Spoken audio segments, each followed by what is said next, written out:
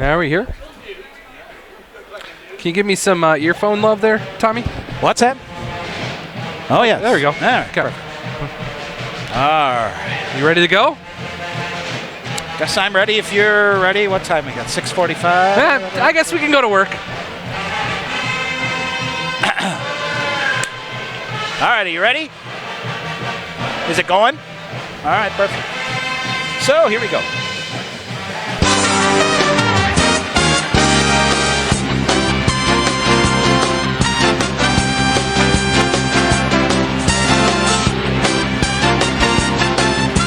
And good evening from KB Willett Arena in Stevens Point. Welcome to Pointers Hockey on the Pointers Sports Network.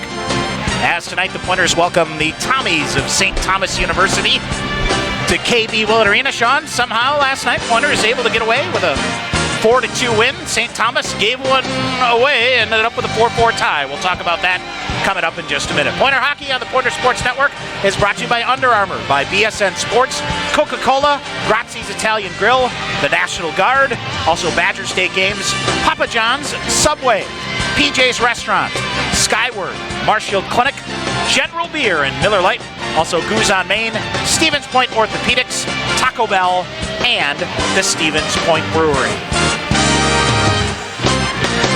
I'm Tom Weaver, along with me, as always, Sean McMahon. And Sean, I think the overwhelming discussion after last night's game, Stevens Point got a late goal from Luke McElhaney and an empty netter to seal the deal for Stevens Point last night. But, good teams just need to find a way to win. You can't give away games like that. Full props to Gustavus. They made life miserable for the Pointers last night. Stevens Point, I don't think, played their best game on film, knowing that they can get better. But Luke McElhaney, Colin Raver, a pair of goals. You need your best players to be your best players. All said and done, you come away with a 4-2 win last night. No, absolutely, Tommy. I think you hit it on the head. First, Gustavus, give them full marks for making the neutral zone, Tommy, an absolutely mud pit and slowing down the Pointers at all costs. The Pointers didn't help themselves at all getting through the neutral zone and getting things going, but we've seen examples of championship games. You can go to De Pere last night, Tommy. Yep. You can go to De Pere today. You'll get to that as we move forward here in this pregame show. But the Pointers were able to find a way to win. They were able to string enough shifts together late in the third period to get some momentum on their side, and they were able to pop 2 goals. And Colin Raver got his first 2 goals this season. Luke McElhaney continues his great play. He's got goals in every game so far this season. You're going to need that kind of effort tonight, but you're going to need to step up the intensity tonight. It's just a thing about want and the urgency I think Coach Krieger's looking for from this hockey team right now. Shots 45-18 in favor of the Pointers, and that bizarre string in the second period. Stevens Point had, 9 minutes and 20 seconds of a consecutive power play, back-to-back majors that were questionable at best against the Gusties. Stevens Point ends up going 1 for 7 on the power play, but in the end, you get a couple of late goals and get the heck out of there with a win. If you're St. Thomas, you're going to come out here with a little burr in your saddle here. They gave one away last night. The Tommies, an empty net goal at 19:03 of the third period to have a 4-2 lead, only to turn around to give up goals to Stouts Evan Butcher at 19:15 and Noah Garson at 19:45. A 4-4 tie, I've got to believe, not sitting well with the Tommies coming in here to Saturday. No, absolutely not, Tom. I looked at that box score this morning, took a drink of coffee, looked at it again, took another drink of coffee because I was like, wow, if the Pointers' second period was wacky, the third period in Menominee was wacky as well. And when we talk about the Tommies, it's a team that have no problem scoring goals. They are very good productive-wise up front on their forward group. It's goaltending. And I thought, when you think of a St. Thomas team, you normally look at a team that has real good defensive structure and a really good goaltender, and they get some scoring when they need it, Tommy, to make them a good pair to go for a MIAC championship. Just the opposite. Coach Jeff Besser's played all 3 goaltenders on his roster this year, looking for the right mix and goal in between the nets, in between the pipes for St. Thomas. This is a team that went 14-7-5, finished 3rd in the MIAC last year. 14 of their 26 games, Sean, a tie or by 1 goal. So, it's a fine line, especially in the parity that there is in the MIAC. They only gave up 66 goals in 22 games last year. Right. So, one of those weird things as they come in. So, they're going to go to Cam Bergrabe, the Mayak rookie team goaltender. He was here for the Thanksgiving tournament, Yes. played in the third place game, and pretty much took that job over. Went 10-2-4 down the stretch for them, so he'll get the start in net here tonight for Stevens Point, for St. Thomas against Stevens Point. For the Pointers, Sean, injuries. Chris Alleman, we mentioned it last night, a sports hernia. Unknown how long he's going to be out of the lineup, and now Brendan Miller out of the lineup as well. Tristan Conrad being evaluated for a concussion. So we will see the Pointer debuts of Mikey Butcher and Kellen Theraldson, the two freshman defensemen, in the lineup, and Brandon McReynolds will go in on the forward line. He dressed as the 13th forward last night. He'll get a more prominent role up front. Yeah, all hands on deck for the Pointers tonight with a little bit of an injury bug hitting them. It'll be interesting to see. This tests Coach Krieger's program, where he's at with recruiting, with throwing two young freshmen in to their first games. Of course, both of them got to play in the exhibition games against MSOE and Lawrence, but that's a whole different story playing against a battle-hardened St. Thomas team. Other games in the WIAC last night, Eau Claire 5 in the second period. Jake Bresser, a pair of goals. They beat St. Olaf 7-2. Superior, their first game, they played a scoreless first period and then unloaded 7 different goal scorers, maybe from 7 different countries as well. You're right about that, for Tommy. the Yellow Jackets in their debut. They beat St. Mary's 7-0. Concordia, Minnesota, a game that was 2-2 after 2. Blake Berg, the game-winning goal at 12:57 to the third, gave the Cobbers their first win of the year and handed River Falls their first loss of the year. And MSOE, they go to 3-0. They led 2-0. First game in the WIAC for Northland, a 3-1 win there. Other games in the MIAC, Augsburg goes to 3-0, 5-1 over Hamlin. They went 2 for 3 on the power play. And St. John's, 4 in the first 6 players with 2 or more points as they hammer Bethel, where we'll be a week from tonight, where I'll be a week from tonight. 8-2 there. NCHA is where things went a little crooked last night. You're telling me. Lake Forest goes into the Cornerstone Community Center and beats St. Norbert 1-0.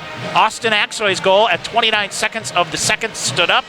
Last time that St. Norbert had back-to-back home losses, December 1st and 2nd of 2000 against Norwich and Middlebury.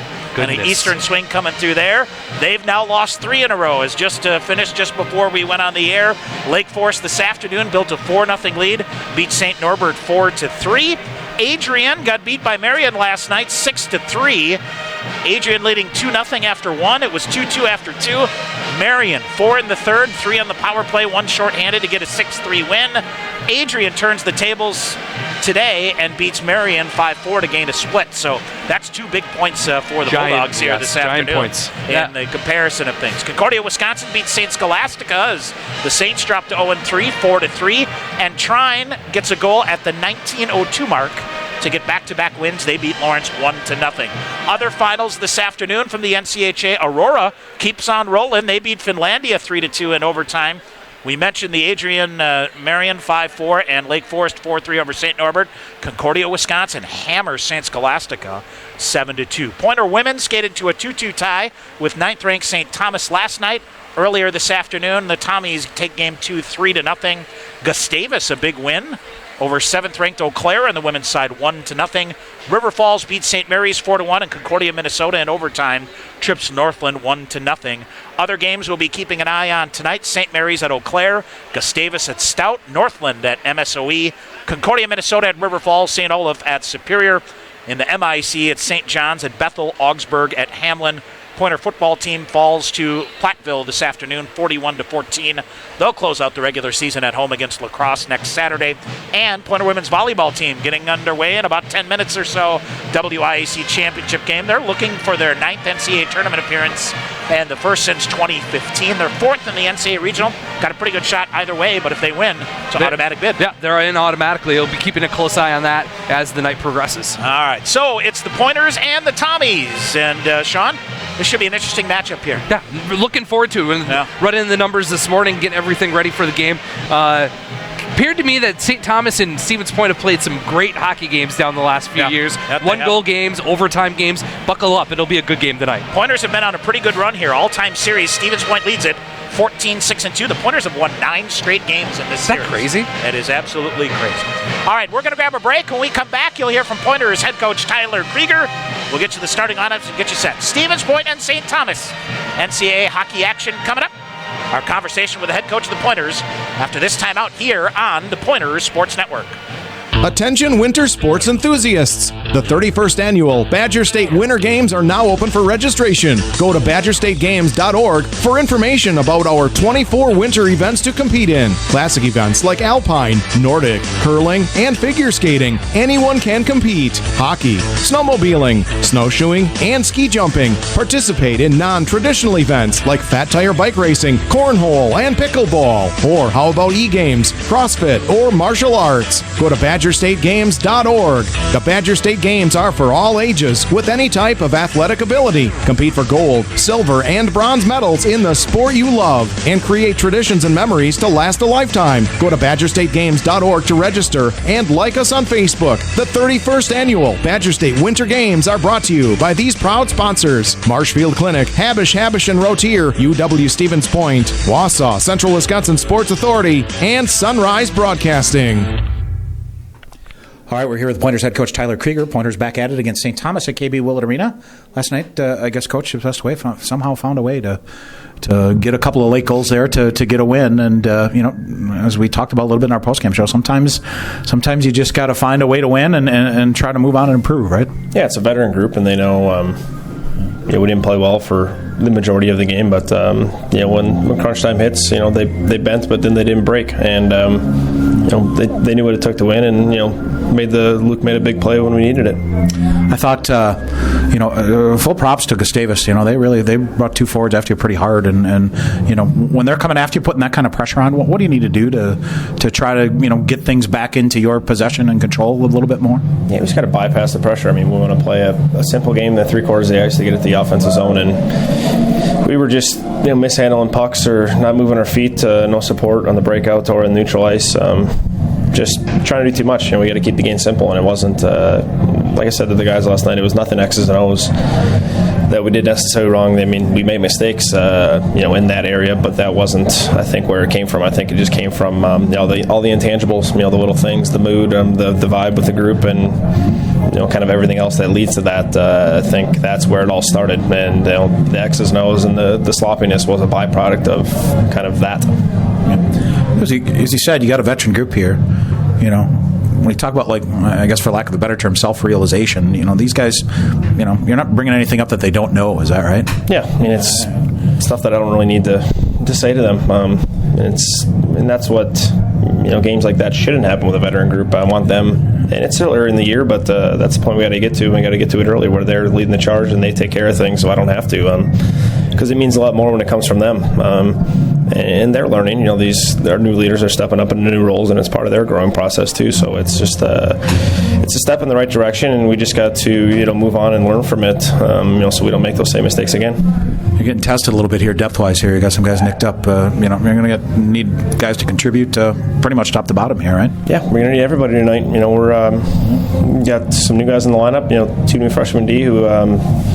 It's a big challenge for them. They step up and they look good in practice, but they're getting thrown in the fire here, and that's kind of how it happens. And we told them you got to be ready to go because you're going to get you're going to get in sooner than later. You don't know when it's going to happen, and it's a matter of what you do during that time to get yourself ready when you do get the opportunity to run and go. But yeah, we're going to need a full lineup tonight, and we're going to have to play a clean game to try to just eliminate their transition and play a possession game. I think the nice thing you put 2 new guys in there, but you've got some veteran guys out there to pair them with. It's not like you're putting 6 brand new guys out here that haven't been out there before. Yeah, we need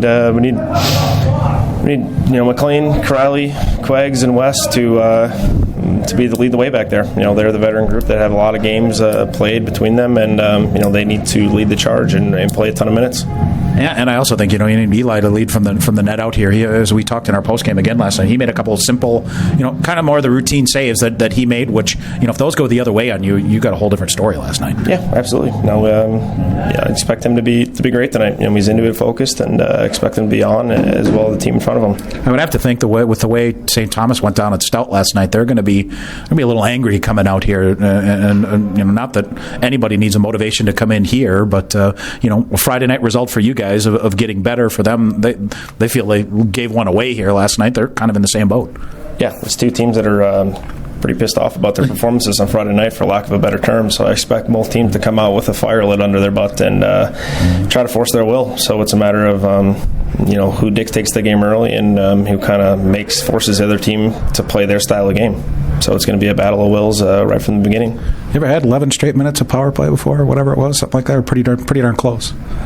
No. I can remember. I can't remember it happened. It wasn't pretty either. Yeah, exactly. So, getting your power play going, I think it's just, get some possession and get a couple pucks on net to get things started, right? It's just urgency. I mean, our movement's been okay. We, couldn't get in the zone clean. Guys are getting frustrated, and when you get in the power play, it's easy to get a little lackadaisical, not have that urgency to, relax a little bit because you think you have more time and space. You have 5 versus 4, so you need to play it like a 6-on-4. I told the guys if we're gonna have this continued non-intensity in the power play, I'm gonna start pulling the goalie during our power play, so it's 6-on-4, and then we'll see how much urgency you guys play with there.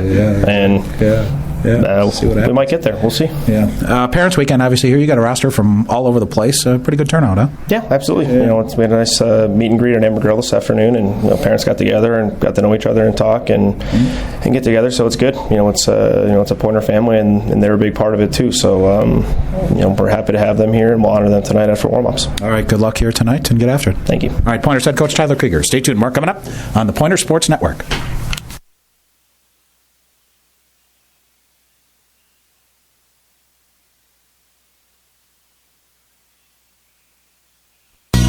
Remember last year's winter driving? Be ready this year. It's the Truckload Tire Event at Sherrill Tire and Service Centers. Big savings on all tires, including Goodyear, now through November 23rd. Get to Sherrill Tire for the Truckload Tire Event, including Goodyear. Sherrill Tire and Service Centers, Clover, Stevens Point, Weston, Wisconsin Rapids, Marshfield, and Medford, and online at SherrillTire.com. Sherrill Tire and Service, best tire prices, period. Be a part of all the Pointer hockey or basketball action this winter with season tickets. Season passes are on sale now at the UWSP ticket office. Get reserved seats for every game and be assured a seat when the postseason playoffs roll around. Single game tickets and corporate packages are also available. Contact the UWSP ticket office at 715-346-4100 or visit tickets.uwsp.edu for more information on Pointer's season tickets.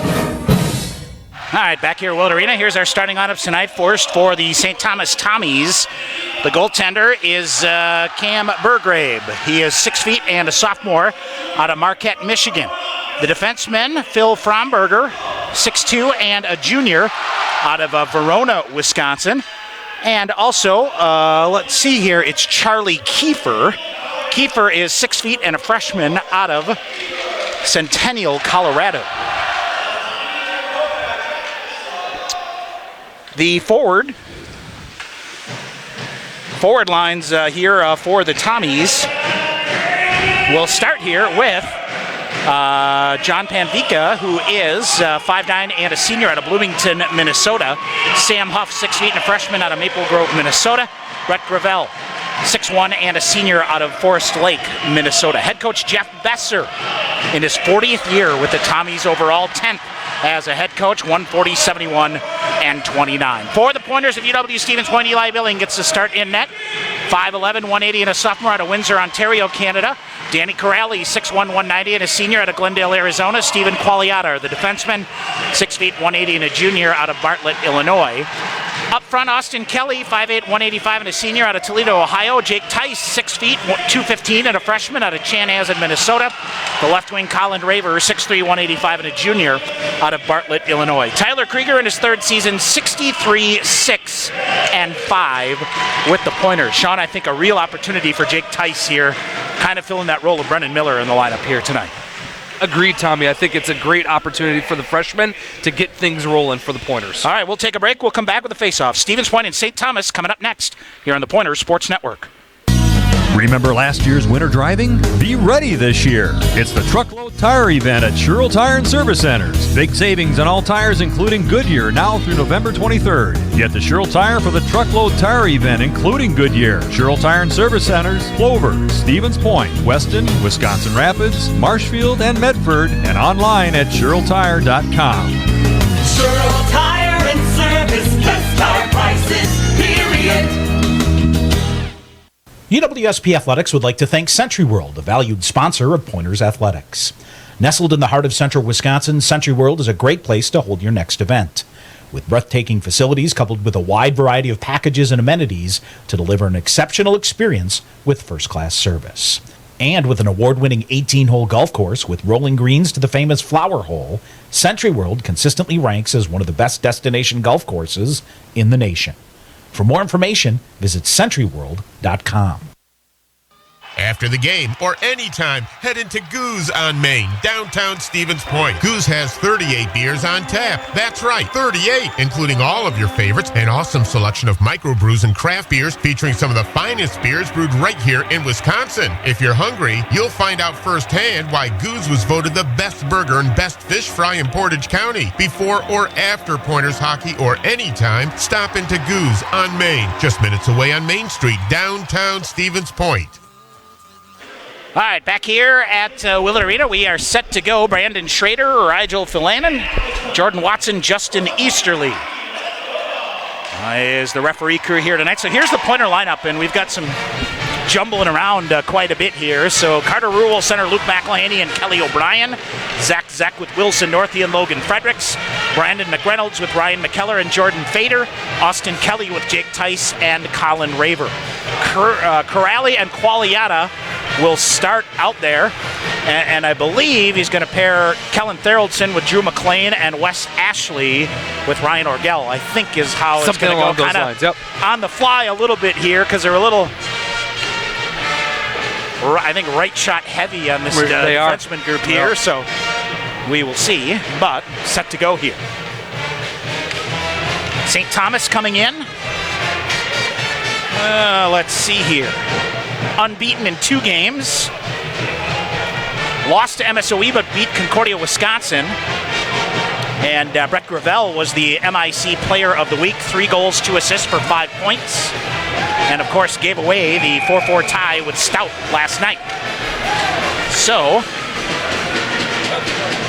Pointer bench is fired up below. All right, ready to go here. Austin Kelly will step to center ice, and our opening faceoff is brought to you by Miller Lite. And off the draw, Corrali will get it. He'll get it deep. Tice gets it ahead toward Austin Kelly. Colin Raver is off sides here, but doesn't see it. Rink-wide pass goes to Johnny Panvika. Panvika into Gravel. Shot in, turned aside by Eli Billing. Tice with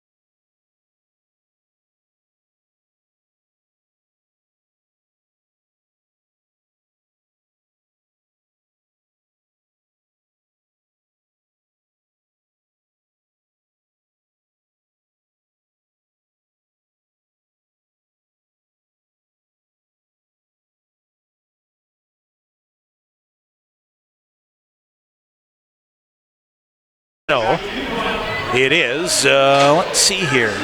Coach Strong to make his way up here. Yep, he's coming. We, again, with the renovations here, we lose our, it used to be right out from behind the bench, right up the steps. Now he's got to weave through some traffic and make his way over here. And it is a 1-0 lead for the Pointers after one period. Assistant coach Ethan Strong joins us.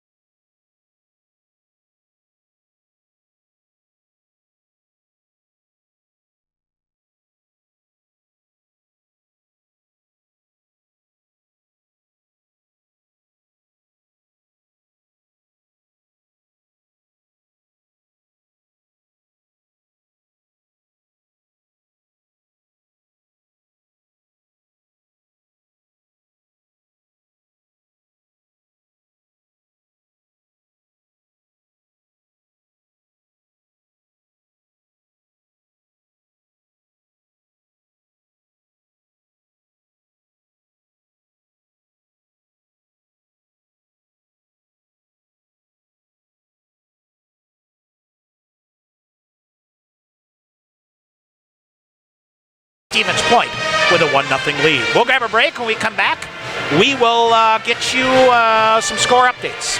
A lot of finals already in from earlier today. We'll do that when we come back. This is Pointer Hockey on the Pointer Sports Network. Hey, hockey fans, are you looking for a game changer when it comes to your career? With Skyward, not only are you joining a winning team, but you'll help put powerful data in the hands of leaders who shape the lives of over 6 million students. As a 2017-2018 Bubbler Award recipient, Skyward is one of the top 10 best places to work for young professionals, where innovation, collaboration, and fun are part of our culture. Right now, Skyward is hiring qualified people for programming and customer service positions. So make your next goal a career at Skyward by checking skyward.com/careers. Attention winter sports enthusiasts! The 31st annual Badger State Winter Games are now open for registration. Go to badgerstategames.org for information about our 24 winter events to compete in. Classic events like alpine, Nordic, curling, and figure skating. Anyone can compete. Hockey, snowmobiling, snowshoeing, and ski jumping. Participate in non-traditional events like fat tire bike racing, cornhole, and pickleball. Or how about e-games, CrossFit, or martial arts? Go to badgerstategames.org. The Badger State Games are for all ages with any type of athletic ability. Compete for gold, silver, and bronze medals in the sport you love and create traditions and memories to last a lifetime. Go to badgerstategames.org to register and like us on Facebook. The 31st annual Badger State Winter Games are brought to you by these proud sponsors: Marshfield Clinic, Habish and Rotier, UW Stevens Point, Wausau Central Wisconsin Sports Authority, and Sunrise Broadcasting. Follow the Pointers all season long on the official website of UW Stevens Point Athletics at athletics.uwsp.edu. Updated daily with results and stats from every Pointer sport, as well as game previews and schedules for all your favorite teams. Don't miss information on the latest game day promotions, broadcast information, and the interactive fan zone showcases the social media feeds of Pointers Athletics. Stay in the game with the Pointers online anytime at athletics.uwsp.edu. All right, back here at Willett Arena, our first intermission. Understand our audio issues on the video side have been corrected. Awesome. It's our first hiccup, Tommy. For the moment, so no worries. As we get to our scoreboard, and let's see, WIAC games in progress. All of these are pretty much at the first intermission, or all of them are, or darn close. St. Mary's and Eau Claire tied at 1. Gustavus a 1-0 lead at UW Stout. MSOE a 1-0 lead at Northland. Sean, MSOE is going to be in the polls next week. They better be ranked in the top 15 so far. And you might say the same for UW Superior. Yes. Depending on what happens there, they are tied at 1 with St. Olaf after 20 minutes. Two places where scores never seem to come out of. St. John's at Bethel, Augsburg at Hamlin. No report from either one of those places so far. NCHA finals from earlier today. Aurora sweeps Finlandia 3-2 in overtime. They're 4-0, aren't they? They are. The Spartans? Yes, they are. Goodness gracious. Trine sweeps Lawrence with a 5-2 win. 8th-ranked Adrian comes back from behind to beat Marion this afternoon 5-4. So a split there in that big series in the NCHA. And the other head shaker, Tommy, at Cornerstone. As Lake Forest, after beating St. Norbert last night 1-0, today jumps out to a 4-0 lead on the Green Knights. Yep. And they hold on for the 4-3 victory this afternoon at Cornerstone Community Center to sweep the Green Knights at home. Yep. Green Knights last swept at home December of 2000. Yikes. I have to check and see when the last time they lost. I believe last year they had a stretch where they lost 3 in a row. They did. They lost to Marion, lost to Adrian, and then lost to like MSOE, something like that. So they did lose a 3-game stretch there, but ended up in the national tournament anyway there. So again, a Lake Forest a 4-3 win, and that's 4 big points lost by St. Norbert, especially with Marion getting a win and all these other. They get some high-flying teams that can put the puck in the net, Tommy. And when you watch the Green Knights, you're like, who's going to score? They always have 3 or 4 guys that you know are going to come up big in big spots, but not so fun. The Green Knights really looking. They have more questions coming up as this season kind of rolls on. I know it's early, but that's, like you said, 4 big points out of their hands for NCHA play. Yep, that it is. Other final from today, Concordia, Wisconsin continues the woes of St. Scholastica. Saints now 0-4, 7-2 the win for Concordia, Wisconsin this afternoon. WIAC women, St. Thomas, 9th-ranked team in the country. After they and Stevens Point skate to a 2-2 tie last night, Tommy's rebound get the 3-0 win this afternoon. Pointers will open WIAC play next Friday at River Falls. So a big one for the Pointers there. They're now 3-1-1 on the season. And another big win for the MIAC. Gustavus beats 7th-ranked Eau Claire 1-0 on the women's front earlier today. River Falls, 5th-ranked team in the country on the women's side, beats St. Mary's 4-1. And Concordia, Minnesota beats Northland 1-0 in overtime in the WIAC women. Pointer football team lost to Platteville this afternoon, 41-14. They're now 3-6, 2-4 in the WIAC. They will host lacrosse next, or actually a week from today at 1 o'clock at Gerke Park out here. Hopefully it'll be warmer. Couldn't imagine being out there yesterday. No, it was chilly. That would be a chilly in here. And we'll see if we can get a report on the Pointer volleyball team. They're in the WIAC championship game at Whitewater.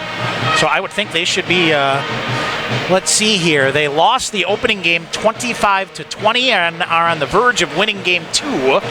They're up 24-14 in the second game. So if that goes 1 apiece, automatic bid to the NCAA tournament.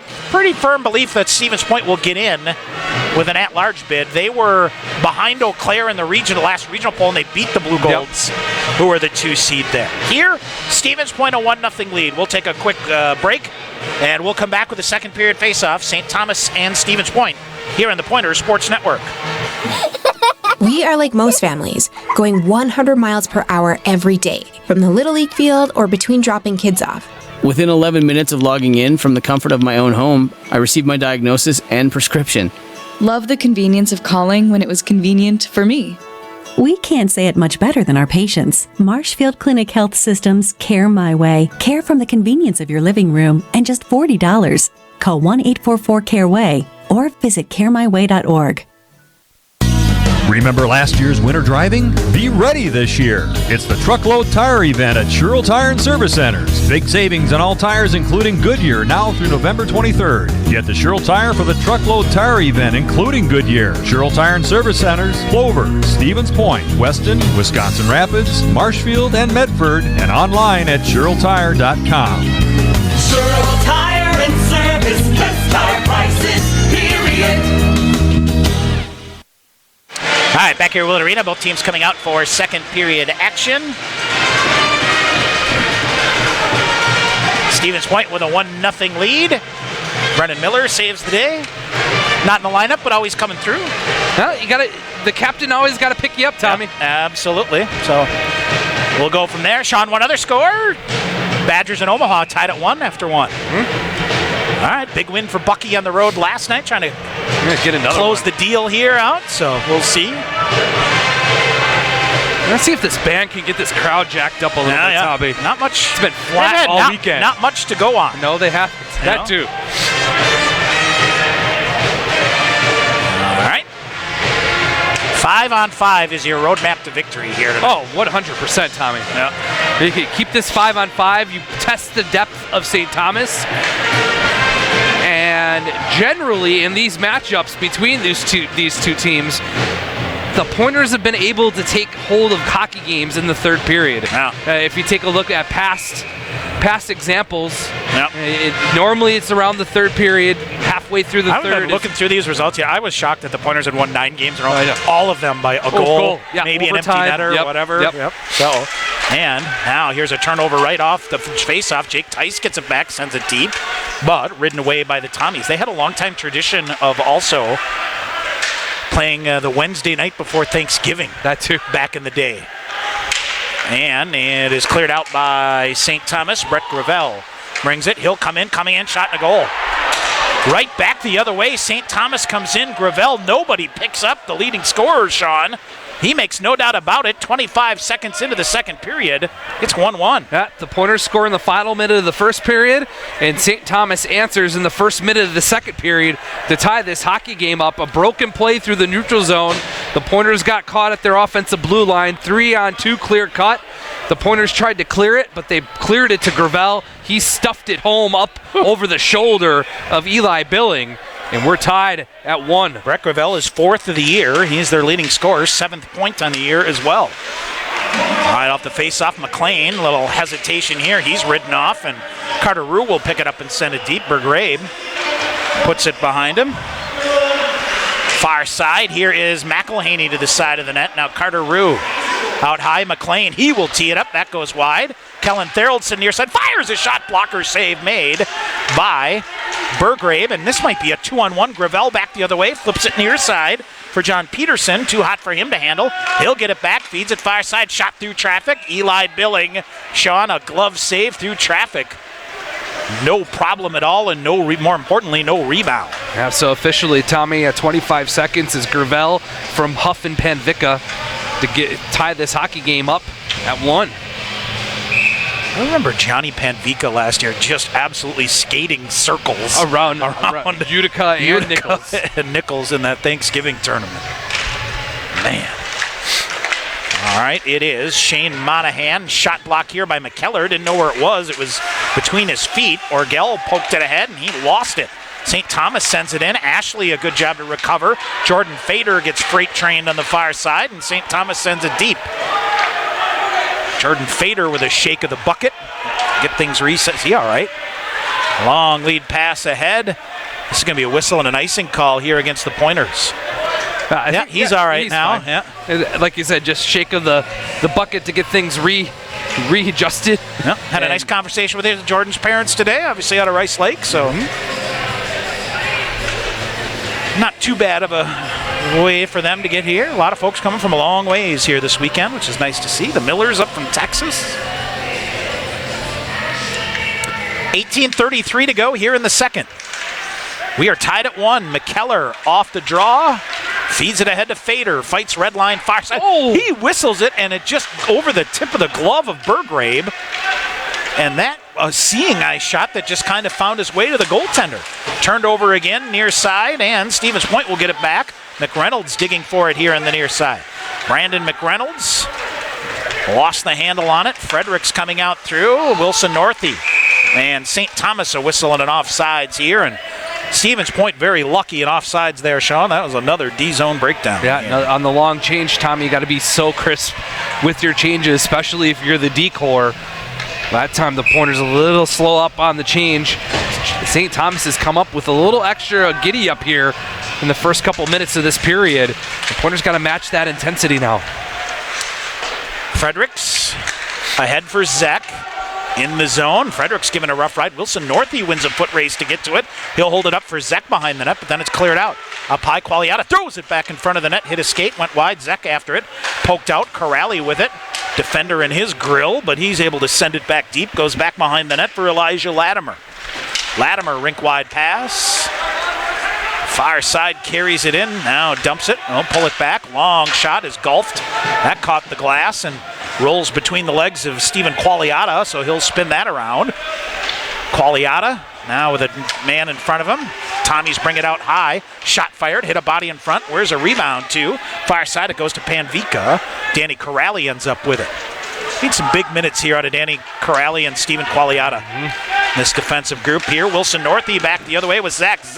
Northey with a shot. Bergrabe with a save and no rebound. He'll hang on. Sean? I seem to remember St. Thomas in the game here and then the tournament. Their goaltenders gave up a ton of rebounds. Yes. Yep. And he has done a much better job corralling those. Big kid. Yeah, big kid. And a nice job of managing the game. You could say that same thing for Eli Billing. The Pointers need to get to the forecheck. A lot of stuff so far here tonight. A lot of play on transition.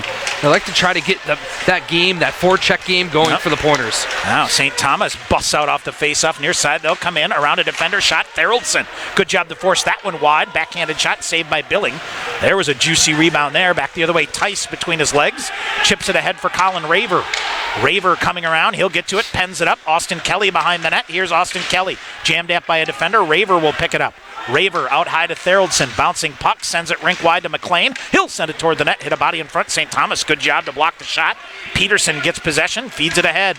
Here's Peterson. Feeds it off far side. Pointers swipe it wide. A shot from his knees. I'm not sure if that was Peterson or Luke Raditic. And a shot fired. Billing with a save. Rebound is cleared out by Theraldson to Kelly. Ahead to Colin Raver one-on-one.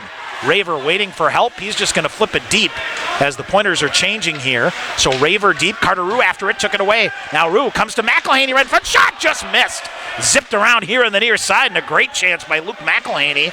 Up in the air it goes in the near face-off circle. For St. Thomas, it's Andrew Willis skating out with it. Off the far wall. Wes Ashley brought it back in, but it was a whistle and an offsides. 15:54 to go in the second. We're tied at 1. Nice hard work by Colin Raver, Tommy, to get the puck in deep, even at the end of his shift, and was able just to hold up the defenseman for St. Thomas enough for Carter Rue to get on in the play and found Luke McElhaney all alone below the face-off dart. The far side just whistled that shot wide. Off the face-off, Stevens Point with it. Orgel fires it in off the back of the leg of one of the Tommies, and it's half wall on the far side. Cleared out by the Tommies. Orgel off the near wall. Kelly O'Brien ahead. Here's McElhaney, shoves it back. Carter Rue. He tried to feed it ahead, spinning with it. Kelly O'Brien with a shot pad save made by Burgrave. Now it is near corner. Carter Rue with it. He'll let it go to McElhaney out high. Ashley with a shot. That goes wide. Bouncing puck. Stevens Point with a little pressure here, but St. Thomas now breaking it. Back the other way they go. Swept in by Alex Trapp. Down the length of the ice. Orgel lost a foot race there, but his partner Wes Ashley in there to help him out. Up but not out on the far side. Here's Carter Rue. Caught up by a defender. Wes Ashley going to join the play. Here they come. Ashley coming. McElhaney in. Shot. Glove save made by Burgrave. And again, no rebound. Nothing there going by Burgrave. Nice, good save by them. Nice job by the Pointers to force the pressure on the St. Thomas D at their defensive blue line and transition the puck out with some speed. Nice job by Wes Ashley and Luke McElhaney to get that good scoring opportunity, just a better save. Offensive zone faceoff here for the Pointers coming up with Brandon McReynolds. All right, 15:06 to go here in the second, tied at 1. You know, Sean, we talk about needing to adapt. As a quick shot by McKellar, deflected up and out. I'm having a tough time adapting to all this room up here. I am too. I feel like part of the rink project here, the press box is like twice as big as it used to be, and you know, we'd be stacked up like sardines up here and whatever. Where was this last March? Yeah, no kidding. We could have used the extra room. You know, man, I remember like standing like pretty much on top of you, on top of each other, looking around the cameras and whatever, and who knows.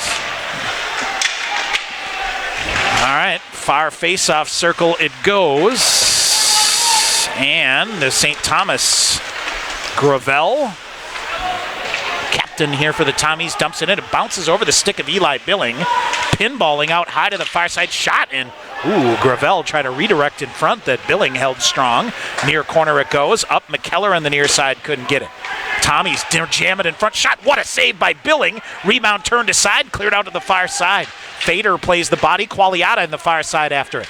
Tipped around by Corrali to the near side. McKellar will get it. Ahead comes McReynolds, and Fader fell down in the play. Got it ahead. McKellar on the far side, in with McReynolds. McKellar rubbed out. He'll try to keep her going. Boy, just keeps moving his feet to the far corner. Fader had it but lost it, and the Tommies clear it out. McLean at center ice, cross ice to Qualiata. He'll wrap it around. McLean hustling, able to hold it. They'll send it deep again. Northey, Fredericks, and Zek charge off the Pointer bench here. Far corner it goes. Tommies clear it up on the far side. They'll go back. Gravel at center ice. Gravel flips it deep to the far corner. It's the Tommies changing this time. McLean leaves it in the far corner, but right on the stick of Justin Kelly. It slides up the wall on the far side. St. Thomas was off sides in the play. They still are. That allows McLean to play it. Cross ice to Theraldson. Off the wall. And dumped in. And glove down, and I think he closed his hand on the puck. 13:38 to go here in the second. Yep, so we'll get a defensive zone faceoff. Tommy And that kind of saves the bacon of the Pointers. A bad turnover at the defensive blue line led to another good scoring opportunity by St. Thomas. Both teams getting up and down the ice pretty good. St. Thomas team speed very good, as we have seen in the past, and just keep going here, Tommy, for both teams. Shots on goal here in the second period, 5-3 in favor of St. Thomas. All right, in the far face-off circle, they jam for it. Austin Kelly digs it out. Kelly ahead to Raver, broken up nicely, but Raver fought it through to the far corner. Up in the air it goes. Tommies will gain possession of it. Tice closing in. Freed it up, back out in the neutral zone. Ashley cross ice to Orgel. Ahead to Kelly, who sends it in, but it's tipped there by Shane Monahan. Sends it back the other way. To the red line on the far side, Jake Peterson sends it in. Tommies, nice job to pick it out of the midair on the far side. Big hit by Raver. Freed it up around to Orgel on the near side, ahead to Austin Kelly. Kelly chips it ahead and lost it again. Not much going on in the neutral zone for either one of these teams here. This is where the chess match starts, Tommy. Both good forechecks through the neutral zone, but a nice pass here to get the Pointers going. Yep, here's Tice coming back. Under his stick, Carter Rue with it. Rue looks to accelerate and took 3 purple jerseys out behind the net, and it comes loose. Pointers got numbers here. Backdoor they go. Corrali with a shot. Burgrave with a save. Big shoulder save. Now gets it to Rue behind the net. Rue to Kelly O'Brien. He kicks at it off of his skate. Qualiata back with it. Far side to Corrali. He'll get a backhander to O'Brien behind the net. McElhaney front of the net coming in. Broken up by St. Thomas. O'Brien, nice job to keep the forecheck going. He'll dump it in again. Carter Rue after it. Here's McElhaney behind the net near corner. Out high to Qualiata. Kicks it down. He'll fire a rising shot that goes through. Corrali holds it in on the far side. Flips it back in. Tommy's waffle at it but can't get it out. Here's McElhaney cycling with it. Half full on the far side. He'll send it back deep again to O'Brien on the near side. Kelly O'Brien out high to Qualiata. He'll wait. Fakes a slap shot. Comes in. Blocker save made by Burgrave. Rebound on this far side. Push wide. They may have a 2-on-1 here. John Peterson back the other way, but they're going to change off. Shot off the heel of the stick. And what do we get here? Is this going to be a high sticking call? One of the Tommies after the shot here, Sean, John Peterson went down. Corrali. And the officials are just absolutely jawing at Carter Rue to yell to get him in the box. I don't know what happened after the play, the initial save. And this could be more than a 2. They're matching it up here. Oh, okay. So they're going to say someone from St. Thomas. Yep. So Sam Huff is off. They're going to say there was a dive here, Tom? Or did Huff even it up after the high stick?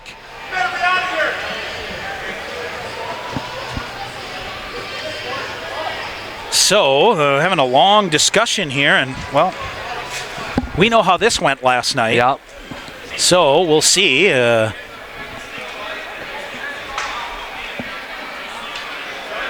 So we'll see what the call is here. Jeff Besser looking on anxiously here. Well, let's see what we got here.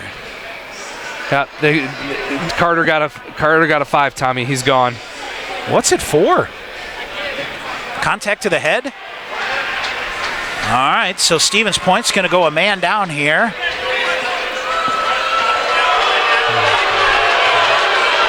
So 5 in a game misconduct for Carter Rue. And a slash to Sam Huff. To Sam Huff, Tommy. So an already short lineup here.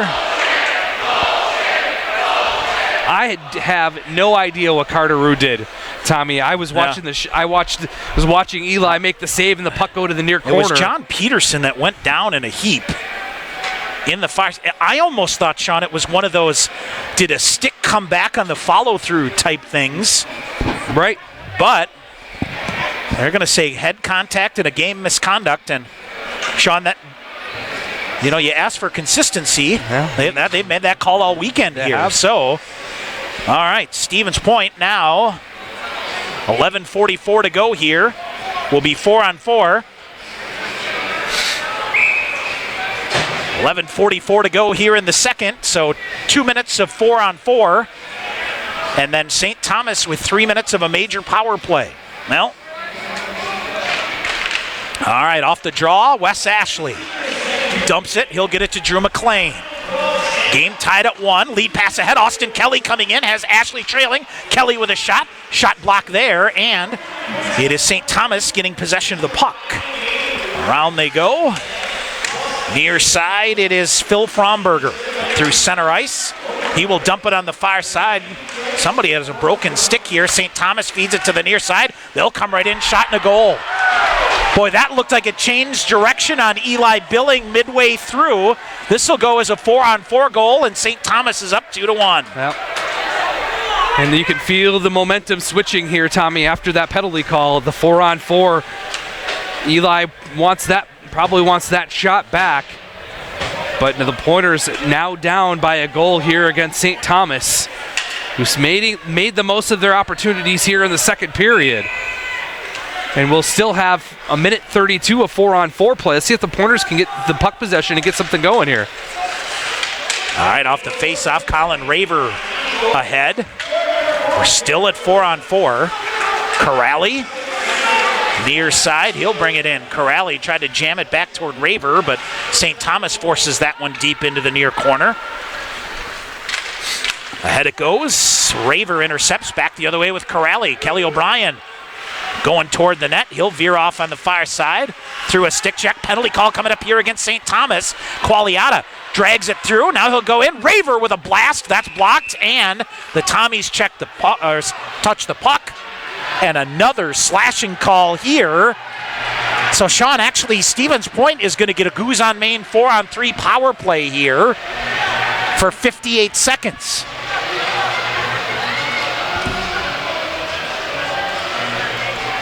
As it is Elijah Latimer that goes off. Well, you heard Coach Strong when he came up after the period that the ref said the slashes are going to be under the microscope here. So, all right, it is a 4-on-3 Goose on Main power play for the Pointers here for 58 seconds. Zek wins the draw back to McLean. Drew McLean feeds it near side to McElhaney. He'll leave it out high to McLean. Fakes a shot, now goes to Zek. Zek cycling with it out high. He'll come through, trying to find a shooting angle here. Gets it to McElhaney. McElhaney through. They come out to challenge him. Leaves to McLean. He'll feed it. Here's McElhaney. Far side. Now McLean. One-time shot. Hit a body in front. That's a heck of a shot block there by Olmshank. His big frame blocks the shot. Shoves it ahead to Boyden Stufko. They send it down. 28 seconds remaining on the Goose on Main power play here for the Pointers. A 4-on-3 variety. And Drew McLean, a bouncing puck, lost it. Now Shields gets it back. It is McElhaney on the near side. McElhaney accelerates right through center ice, cuts to the near side, flicks a backhander deep. Burgrave to play it. He'll leave it behind the net. Olmshank rattles it around. Zamboni door bouncing out. So 5 seconds to go here, and now St. Thomas will be back to even at 4-on-4 for a minute here. And at least helps Zek with it. St. Thomas just iced the puck.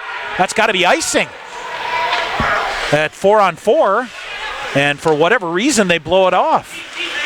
All right, McKellar gets the puck deep. He'll come off on a change. St. Thomas with it. 43 seconds, so whistle, and this should be an icing call against St. Thomas. Yep. So an icing call against St. Thomas, Sean. So all said and done here, the major power play will get whittled down to about 2 minutes. Okay. We hope. We hope. I wouldn't put it that far yet, Tommy, until that play starts. So 9:19 remaining here in the second period. A 4-on-4 goal by St. Thomas gives them the 2-1 lead here at Willett Arena. All right, Pointer Hockey brought to you by Taco Bell. Live Mas with Taco Bell.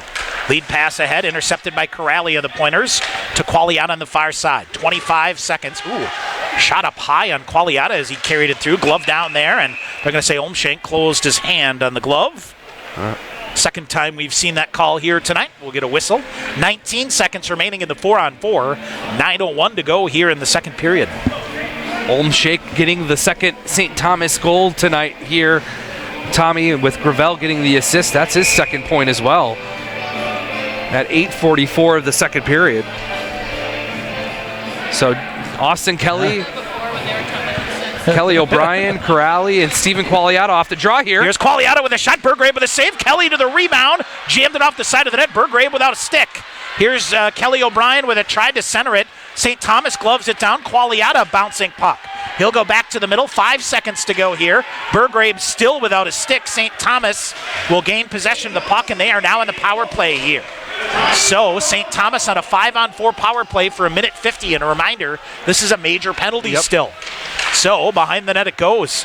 St. Thomas with a real opportunity here. It is Shane Monahan. He'll send it deep into the near corner. 8:25 to go in the second. Monahan, cross ice. Penalty coming up on the against the Pointers, and they'll come in near side. If you're St. Thomas, give it up. So you get a 2-man advantage, right? Yeah. Qualiata is going to get a cross check. And did he get a second one? An unsportsmanlike conduct? Did he get a 10? Or, we'll see. Qualiata off, or was it a slash? And a 10. He got an interference and an unsportsmanlike conduct. So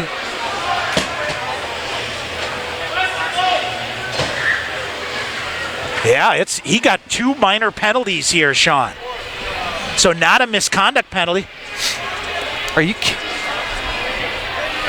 He didn't get a 10. He got an extra 2 for unsportsmanlike conduct.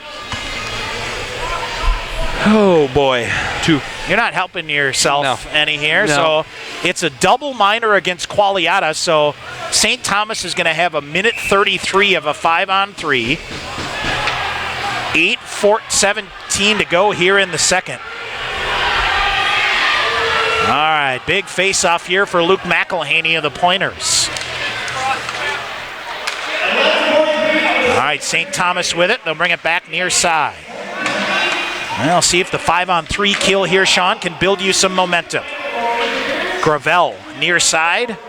Huff up the middle, dumps it near side. Out high, shot fired, rebound wide. Bouncing puck coming. Billing made the save. McElhaney to the rebound and clears it the length of the ice. McElhaney, Colin Raver, Wes Ashley are the 3-pointers on the ice. St. Thomas with speed. Far side, Panvika. He'll circle off in the far corner. Out high, near side, they gulf a shot wide. 50 seconds to go in the 2-man advantage. St. Thomas misplays the puck, and it comes back near the St. Thomas blue line. McElhaney off, McLean is on. Colin Raver and Wes Ashley stay out there. Now to the point, it's Fromberger. Fromberger to Gravel on the far side. Back to Fromberger at the point. Back to Gravel, far face-off circle. McLean gets him out to challenge him, tries to get it free.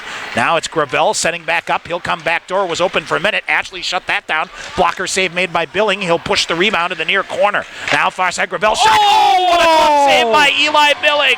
Brett Gravel, far side, was right in the sweet spot. Teed up a one-timer, and Eli Billing goes post to post with a glove. What a save by Eli Billing, Tommy. That's his best of his young career, going near side post to far side post and absolutely robbing the captain for St. Thomas, who's already has 2 points in this hockey game with a goal and assist, and keeps the Pointers a goal down.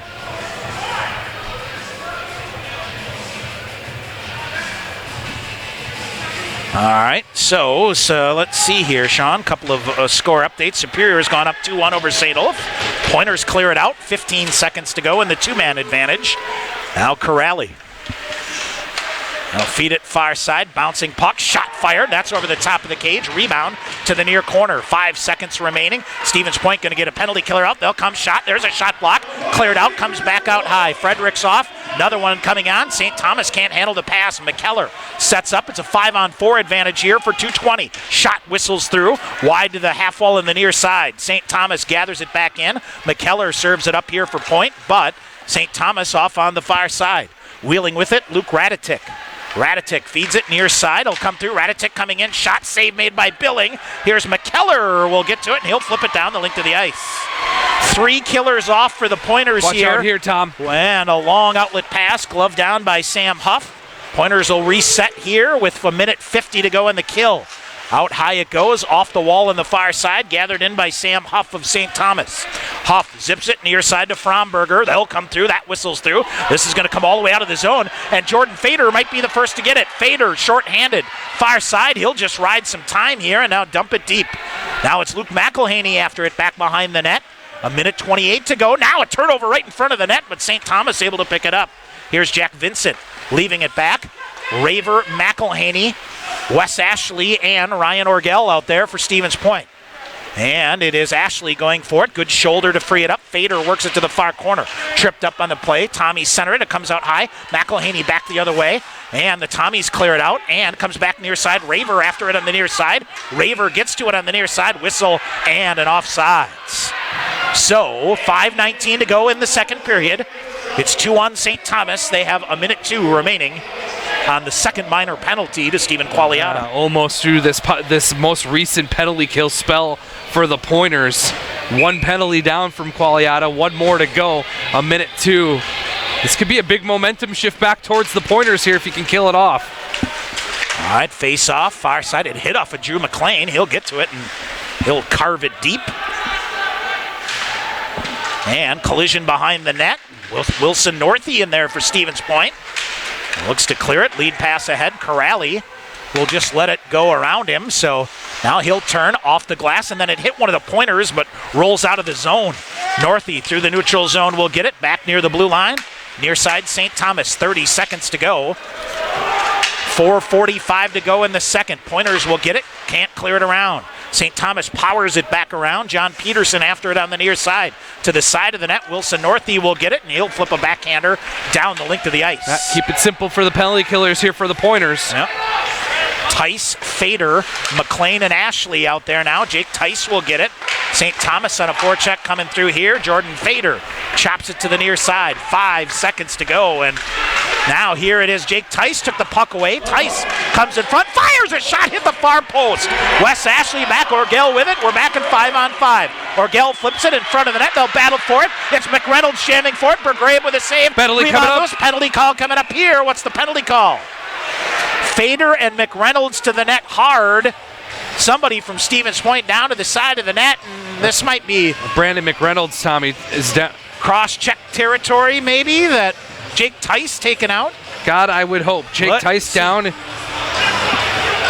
and we'll see what it is. Stevens Point's going to get a power play coming out of here, Sean. 4:05 to go in the second. A hooking call, and let's see who's going off.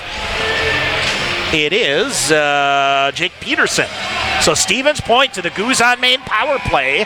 4:05 to go here in the second after some heavy lifting on the kill. McLean across the blue line. Stevens Point on the power play. O'Brien near side. He'll come in, feeds it low to McElhaney. Back out high to McLean. Bouncing puck, fires a shot. Save made there by Bergrave. Now it's Kelly O'Brien with it. Pointers look energized here out of the kill. Zek on the far side to Corrali. It zipped through him. Behind the net, McElhaney feeds far corner to Corrali and poked away by St. Thomas. McLean cycles back with it. Defender on him. He'll have to get some separation. Rides a couple of stick checks. Dumps it back to Corrali. Corrali. He'll come to center ice. Corrali will bring it in. He'll flip it deep and go right after it to the near corner. Rattles it around for Zek. Bounces away from him. McElhaney in to play it. Tried to dance free. St. Thomas will get it and power it down. Boy, Sean, both teams in their sleep tonight are going to think about how their power plays could have taken control of this game. Yes. Minute 5 to go in the Goose on Main power play for the Pointers. 3:05 to go in the second period. Far side, Logan Fredericks. He'll get some space to the red line, dumps it deep. McReynolds, Raver, Orgel will give chase. It rolls around to Qualiata on the near side. He'll shove it to Fredericks on the far side. He'll skate, coming up, tried to jam it in front for Colin Raver. Now it's Fredericks behind the net toward the side of the net. Tice in front of the net, and Fredericks comes jamming through there, and he'll send it deep again. Orgel goes behind the net. Orgel reverses it for Raver with a stick lift, got it. Raver out high to Qualiata. Qualiata thought far side, now to Raver on the near side. Stevens Point of the Goose on Main power play, 28 seconds to go. Now Raver coming through, goes low to McElhaney, or Fredericks. They'll come in front of the net. McReynolds, shot save made by Bergrave, and it's Fredericks to the rebound. They'll let him go, so he'll cycle with it here, gets it out high to Raver. Raver, cross ice to Qualiata. Qualiata comes through. He'll fire a shot, save made, rebound is there. Comes back high to Qualiata, 8 seconds to go. Qualiata, another shot, glove save made by Cam Bergrave, and hangs on. Can't get better than that, Tommy, on the power play. Nice job of puck movement and getting the puck to the net. Made Bergrave make a couple big saves and force some rebounds. Finally, the last high riser by Qualiata Berggrabe was able to see it the last second, glove it down, and get the stoppage of play. 6 seconds remaining on the Goose on Maine power play for the Pointers. All right, now it's in the near face-off circle. St. Thomas will flip it up. And this should be an icing call against the Tommies. Well, they waved it off. Minute 59 to go in the period here. Puck loose in the near corner. Behind the net it goes, Drew McLean. McLean feeds it up, Corrali with it now. Corrali, rink wide pass, Zek on the far side, cuts with O'Brien. Here is Zek. Zek waiting, throws it, Berggrabe with a save. McElhaney to the rebound side of the net. He and Zek with it. McElhaney now behind the net. McElhaney coming, trying to get a shooting angle. Now he'll zip it, Berggrabe with a save. Good job to control the rebound behind the net. O'Brien with it, cycling it again to Zek. Zek in the far corner, comes right down. Ashley with a shot. Great shot blocked by the Tommies, and the puck cleared to the near corner. McElhaney keeps it going. He'll go side of the net towards Zek. McElhaney still battling with a defender, and Zek comes banging in there. They're really tied up here. O'Brien to it in the near corner. Ashley in, gets it behind the net to Zek. McElhaney shot in the goal. Relentless effort by Zach Zek and Luke McElhaney. Zek zips it to McElhaney in front of the net. Minute 11 to go. We're tied at 2. And what a play. Good forecheck. You got to the ground game, Tommy.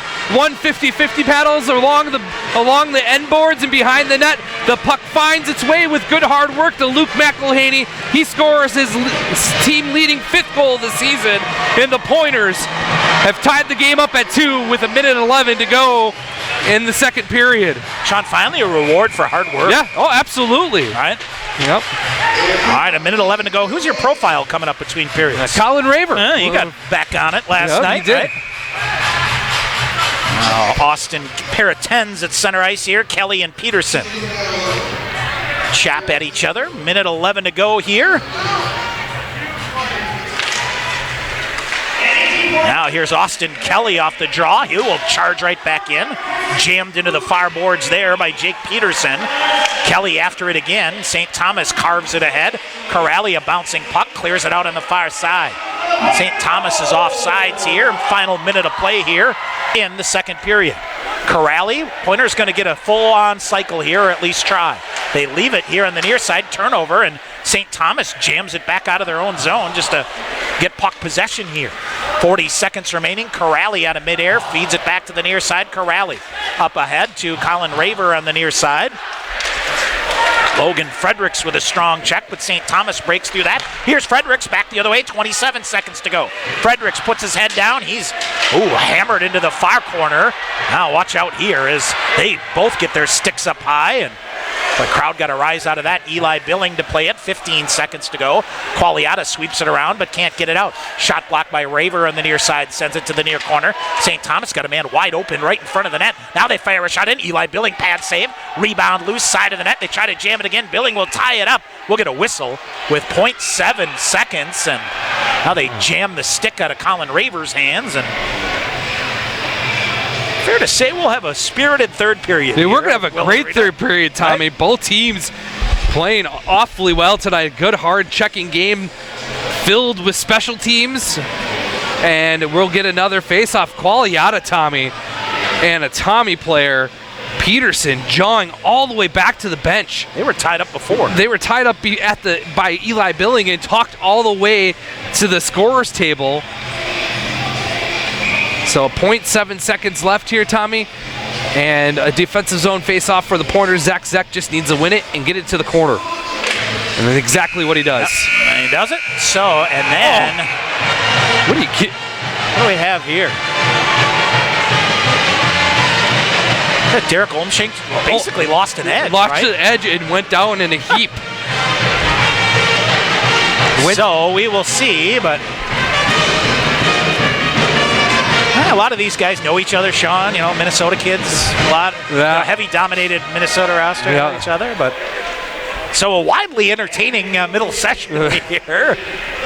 I tell you, that's another big goal late in the period. Yeah, another big goal, Tommy, for the Pointers. Yep. St. Thomas owned that middle portion of that hockey game of the second period, but a good hard work. The Pointers finally got to their ground game and really was able to get the puck down below and was rewarded for hard work and got the game-tying goal at 18:49. All right, that he did. All right, we're going to grab a break. We'll come back. We'll get you a second period recap a Pointer profile with Colin Raver coming up as well.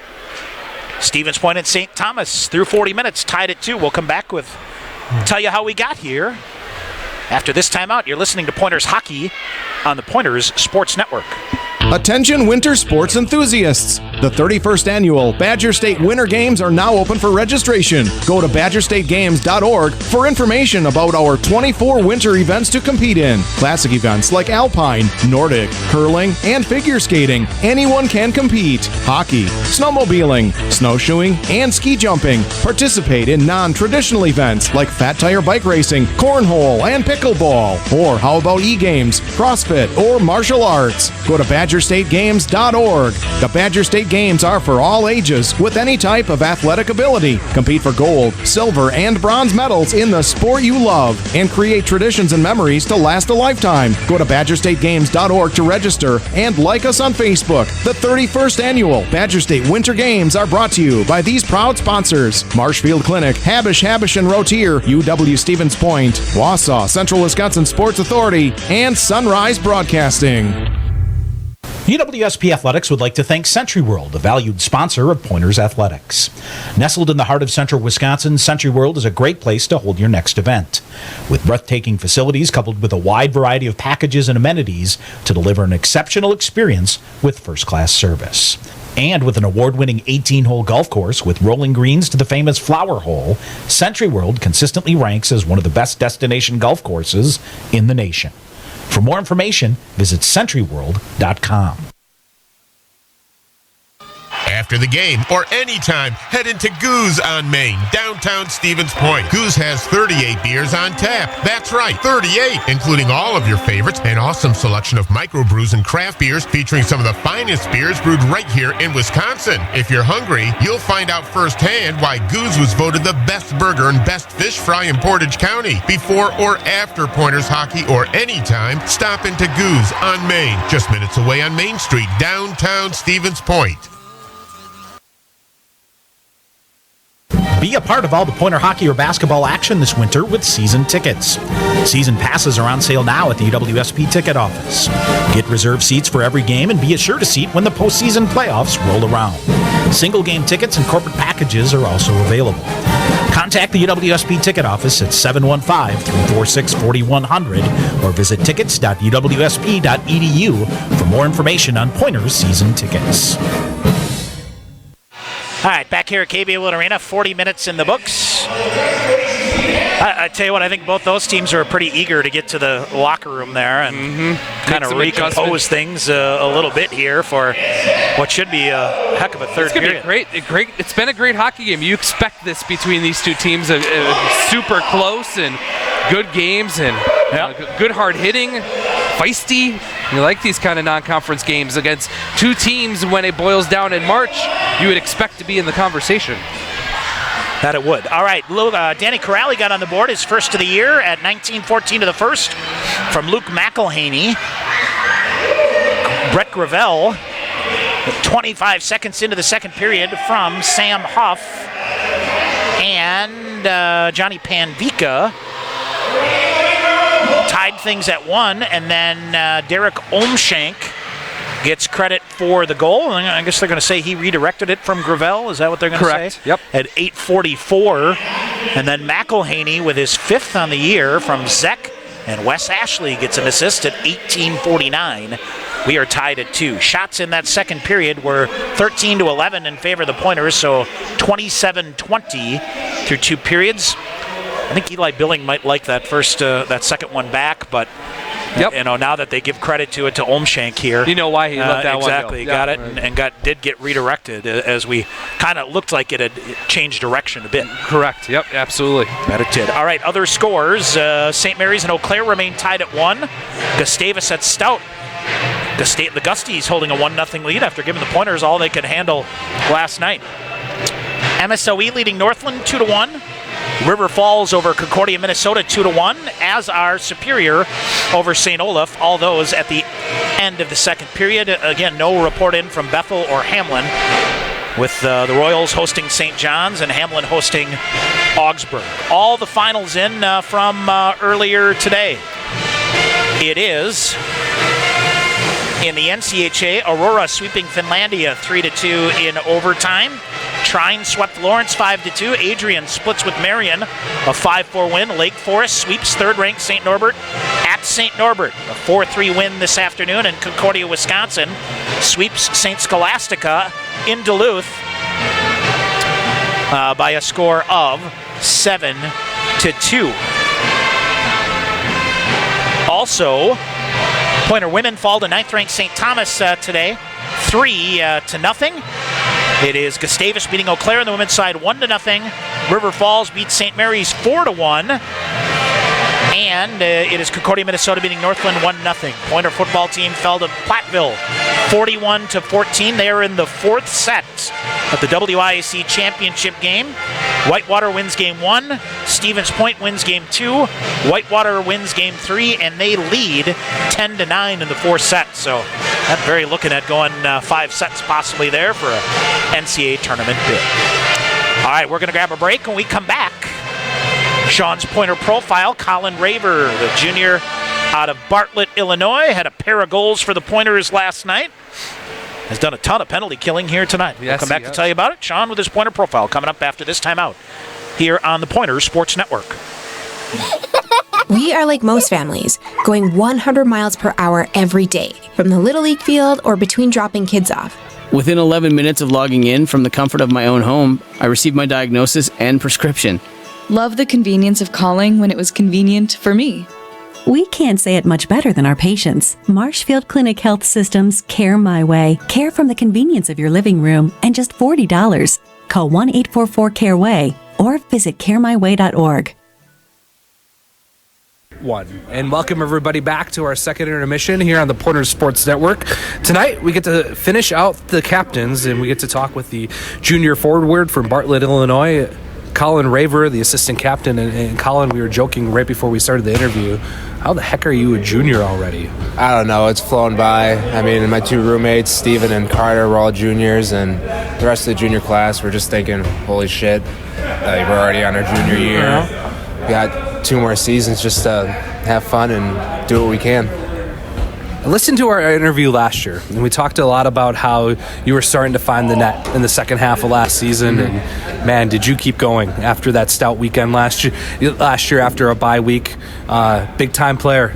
Kind of the same thing with talking with Danny last night. NCAA all tournament team, scored points in the final four, both games in the Final Four. I mean, you can't write a better script for yourself last year as a sophomore and playing big moments in big games. No, I mean, just kind of try not to think about it a whole lot. I usually do better when I'm not thinking, just kind of in that flow state where you're just going, giving it your all, and all I really focus on is just winning my shift, and if I win my shift, that's all I count. In big spots, playing the penalty kill, playing the power play last year. I would want to talk a little bit about the Final Four as a whole with some of the veteran guys being able to have it here and being able to play in front of the student section and just the way everything went down. I can't think of a better way to write an ending to last year and how everything unfolded. No, it was amazing, and like coming back here, first game against Norbert's, you got that same atmosphere.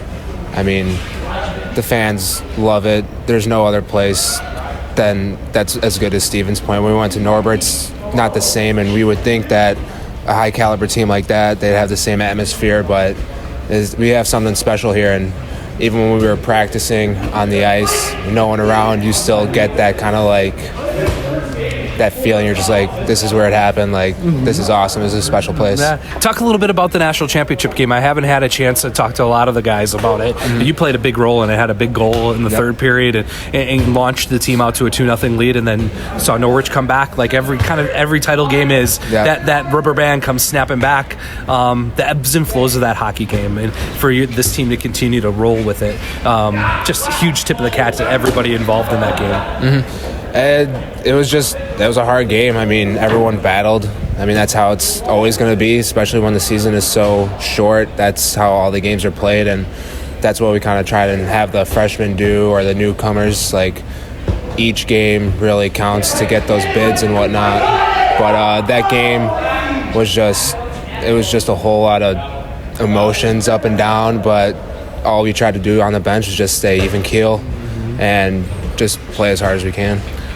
Well, let's flip the page to this season. At the banquet, named an assistant captain by your peers on this hockey team and be a part of this leadership group. I got to feel it's a pretty good tip of the cap to you and for your peers to think that you're worthy to be part of the leadership team on this team is big to where they are, isn't it?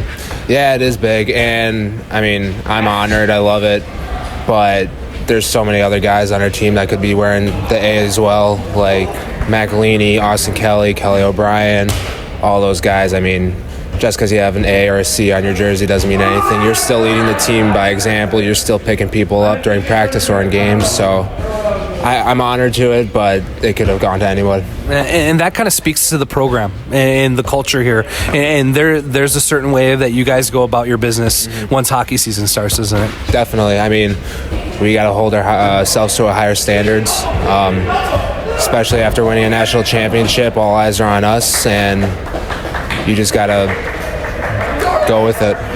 How was your summer? Able to get home, work out on a couple things? Yeah, I was able to work out and everything. It was good. Got on the ice a lot more than I did the previous summer, which was good, and then tried putting on a few LBs, but that's a little bit more challenging for me. But it was good being home over the summer and seeing my dog and just working, making money. Coach Krieger always talks about, making a step from your freshman year to your sophomore year, and then now from your sophomore year to junior year. What were some things that you wanted to work on over the offseason to make sure that you were ready for camp this fall and make that jump as your whole sophomore class needs to? One of the things I wanted to work on in particular was my stick handling. It's always been one of the lower ends of my skill set. But other than that, just being conditioned for everything. I mean, it's a short season, but you got to give it 110% every game. So if you're well conditioned and you can play a full 60 minutes, I feel like that's a big part. Hey, Todd, good to see you. Well, let's kick off the season and talk a little bit about last weekend in St. Norbert. Obviously not what you were looking for on Friday night, but Saturday night, man, what a road victory. A lot of people don't go into that building and play like the way you guys played. Getting the sense that I'd take you guys anywhere and play anywhere, anytime. You got those black jerseys on. You're going to go after it, aren't you? Definitely. I mean, I love the black jerseys. I know my dad doesn't like the black jerseys as much. He thinks we should get purple, but I think the black jerseys are sweet. And that was definitely a big win for us, especially after Friday night, having lost at our home opener, and we felt that we kind of had to throw it back at Norbert's at their home opener, and it was huge for us. It was the first loss that they've taken since the 16-17 season, maybe. Yep. So that was big, and I think that was the first win that Stevens Point has had since like the 90s, I believe, is what people were talking about. Yeah, it's been a bit of a time. Last night, Gustavus came in. They really kind of clogged up the neutral zone on you guys. You're able to score a big goal on the power play in the second period and then get an empty netter. It feel good to get your first couple goals and get things rolling offensively for you? Definitely got the monkey off my back. First goal, great pass from Drew. Second goal, I was ready to fly out of the zone, and I was already thinking of a move that I should put on the goalie, and then I finally looked up, there was no one in the net, so I was like, that makes it a little bit easier, but I still got nervous because I didn't want to bobble the puck or anything. But it was good, and I'm just looking to keep things going, trying to get a point streak, kind of string things together and just help the team. Parents Weekend this weekend. Got to spend some time with some of the parents this afternoon. Get to meet some new faces. Got to spend some time with your parents. Your brother's still watching the games as much as that we talked about last year. I understand one of them wants to get in on one of these interviews. Oh yeah, love it. Part of my language. But he's got two TVs set up in his house with a bunch of his fraternity brothers. But they've got that game and the Iowa State game, and he watches that to pregame before he goes out to the bars. Oh. So I love it. Perfect. Finally, for you guys, St. Thomas comes in, a good team, a team that was picked to win the MIAC this year, a team that when you talk about down the road things and the NCAA tournament, that team's always going to come up. You played these guys close over your career and over the last 6-7 seasons as well. What did you guys look on video tonight and this morning and this afternoon rather, and what are you guys going to need to get a big win tonight and continue this winning streak? Yeah, I think First year, we beat them in overtime. Second year, we beat them 3-2. But today, I think our structure is all good. It's our X's and O's are all fine. I think it's just a matter of wanting to go out there and wanting it more than them. All right. Well, Colin, thank you so much. Thank you. Give my best to your brothers. Of course. Well, always give them a good shout out when you're around, and best of luck the rest of your junior year. Awesome. Thank you. All right. That was Colin Raver, the junior assistant captain from Bartlett, Illinois. More Pointer hockey coming up here on this Pointer Sports Network. Remember last year's winter driving? Be ready this year. It's the Truckload Tire Event at Sherrill Tire and Service Centers. Big savings on all tires, including Goodyear, now through November 23rd. Get the Sherrill Tire for the Truckload Tire Event, including Goodyear. Sherrill Tire and Service Centers, Clover, Stevens Point, Weston, Wisconsin Rapids, Marshfield, and Medford, and online at SherrillTire.com. Sherrill Tire and Service, best tire prices, period.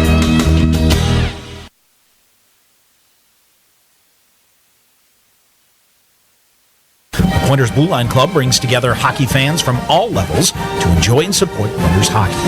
Whether you're an individual, family, or business, there are many ways you can support the Pointer program. Consider an individual membership, a business sponsorship, or visit the Blue Line Club apparel stand and purchase the latest items to show your Pointer hockey pride. Don't miss the Sam Molsky 50-50 and Fan of the Game raffle at every home game. Get more information at PointerBlueLineClub.com. All right, back here at KB Willett Arena. Tom Weaver, Sean McMahon. We thank Colin Raver. Always fun to talk to the fellas. Oh, God, yes. Colin and I have had some good conversations. First of all, my first question, Tom, was how the heck are you a junior already? Yeah, no kidding. Is that sophomore class from last year, that class, that whole recruiting class, man, have they grown up. Yeah, absolutely. All right, you're up against it here in the third period, Sean. You're down, 11 forwards here. You got some banged up D. No excuses, but got to find a way, Here's the other thing, Sean. Typically, we'd go to the third period in a game like this where, the Pointers would really lean on their depth against a team, and... Well, when it's a special teams game, Tommy, it's hard to lean on your depth. Yeah. When the men in stripes are calling something every 2 minutes. It really is. It's hard. It's hard to keep Jeff it flow. Besser's been really heavy on that Gravel, Huff, and Panvika line. You could argue every other shift they're out, Tommy. Yeah. And especially when the Pointers send out that line of McKellar, McReynolds, and Jordan Fader. He's been matching them up pretty good against them. All right, so 7 penalties against the Pointers here, right? Correct. Including a major and a misconduct in there. Yep. Smokes. I guess say 5 on 5 here. Yeah. And go from there. All right, 20 minutes to go here, 2-2. 27-20 the shots and goal in favor of the Pointers. We are ready for period 3. Our opening faceoff is brought to you by Miller Lite. And off the draw, controlled by the Tommies. McKellar, Zek, and Kelly O'Brien will open this line up here. So looks like the lineup blender has come out for the first time as Zek flips it to McKellar on the far side. Shot block into the netting.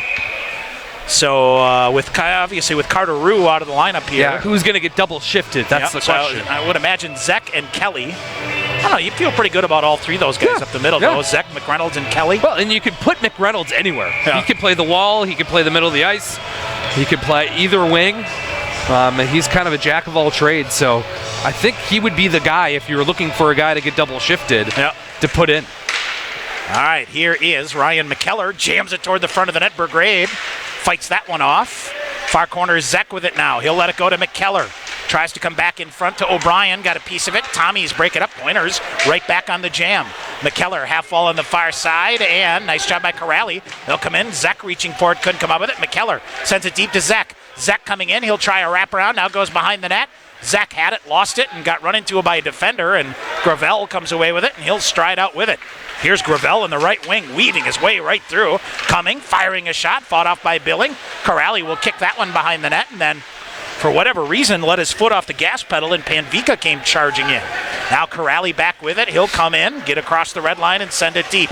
Logan Fredericks charging after it for Stevens Point. Burgrave leaves it behind the net. Here's Fredericks on the forecheck, trying to battle through. Defender goes down. McElhaney, and he'll jam it in front. Fredericks coming through, and it is Wes Ashley after it. Ashley feeds it back deep under the stick of Fredericks, so behind the net, Raver after it. Raver got hammered, and dumps back behind the net. Still in the near side, opening minute and a half here of period 3. McElhaney. Near side, Ashley and McLean reaching for it. And glove down here by St. Thomas. Pointers got to get back in to prevent a 3-on-2. Great play. Oh, Drew McLean, great play ahead. Here's Colin Raver coming. Raver far side, knocked off. He'll come. Has Fredericks to the front of the net. Raver coming in. Fredericks had a stick lifted. Couldn't get a clean shot off, and Raver took it away again. Behind the net it goes. Fredericks chasing after it with Peterson.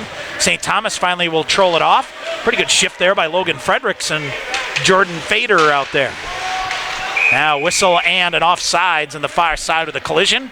17:54 to go here in the third. Stevens Point and St. Thomas are tied at 2. Pointers would like to thank U.S. Bank, the official banking partner of UW Stevens Point. Visit their location inside the Dreyfus University Center for all your banking needs. This crowd hasn't gotten much to get going here all weekend. Yep. They got it going a little bit there in the second, but here's Fader through center ice, through a stick check, hooked down in the play. And no call there, so Corrali back to get it. Interesting to see if they take the cuffs off here in the third period. They have it all weekend, so there's a sneaky shot that came through. So I'm not anticipating it, so who knows. By the way, I saw the video of Carter Rue's alleged five. Never touched him in the head. Oh, boy. Shoulder to shoulder, and a pretty good sell job to draw 5. So now Corrali gets dumped on the way back the way. Qualiata reaching for it. Ashley off the Pointer bench to try to get to it. He'll go behind the net, and it's Qualiata spun around here. Ryan McKellar wins a battle. He'll hammer it off. Wes Ashley back the other way, 2-on-2 with Zach. He's got O'Brien coming. Ashley shot fired, deflected. Ashley will get to it. Chops it in front. Oh, a rolling puck. Kelly O'Brien couldn't gather it in. O'Brien far side backhands it. McKellar behind the net. Ashley again. Ashley in the near corner. And he'll look to feed it out. Zach back covering on defense. Rink-wide pass here to Vincent. On the far side, McLean took him down, but Vincent a good job to stick with the play. It squirts out in front. It'll come right to Eli Billing, so he'll cover it up and does not provide a rebound. We get a whistle here, 16:40, and a prime chance at the doorstep for Kelly O'Brien goes awry. Yeah, it just rolled off the end of his stick, Tommy. He had the whole far side of the net wide open. Just couldn't stuff it home at the last second. That play kind of came out the last second. The Pointers trying to get a late change. Our friendly men in stripes say no, so we'll reset here for Luke McElhaney's defensive zone faceoff. Well, actually, Colin Raver's going to step in. Yeah, and he will win it. But it goes right off of McElhaney and comes right back to Raver. He'll feed it ahead. Boy, Raver just not giving up the puck. McElhaney scoots it back. Raver hustling to the left wing. He'll swat it in. And a big hit on Raver, and he will be slow to get up, but he is back to his feet and looks to dig back in, whistling it off sides, and then, boy, big clean hit to separate him from the puck here.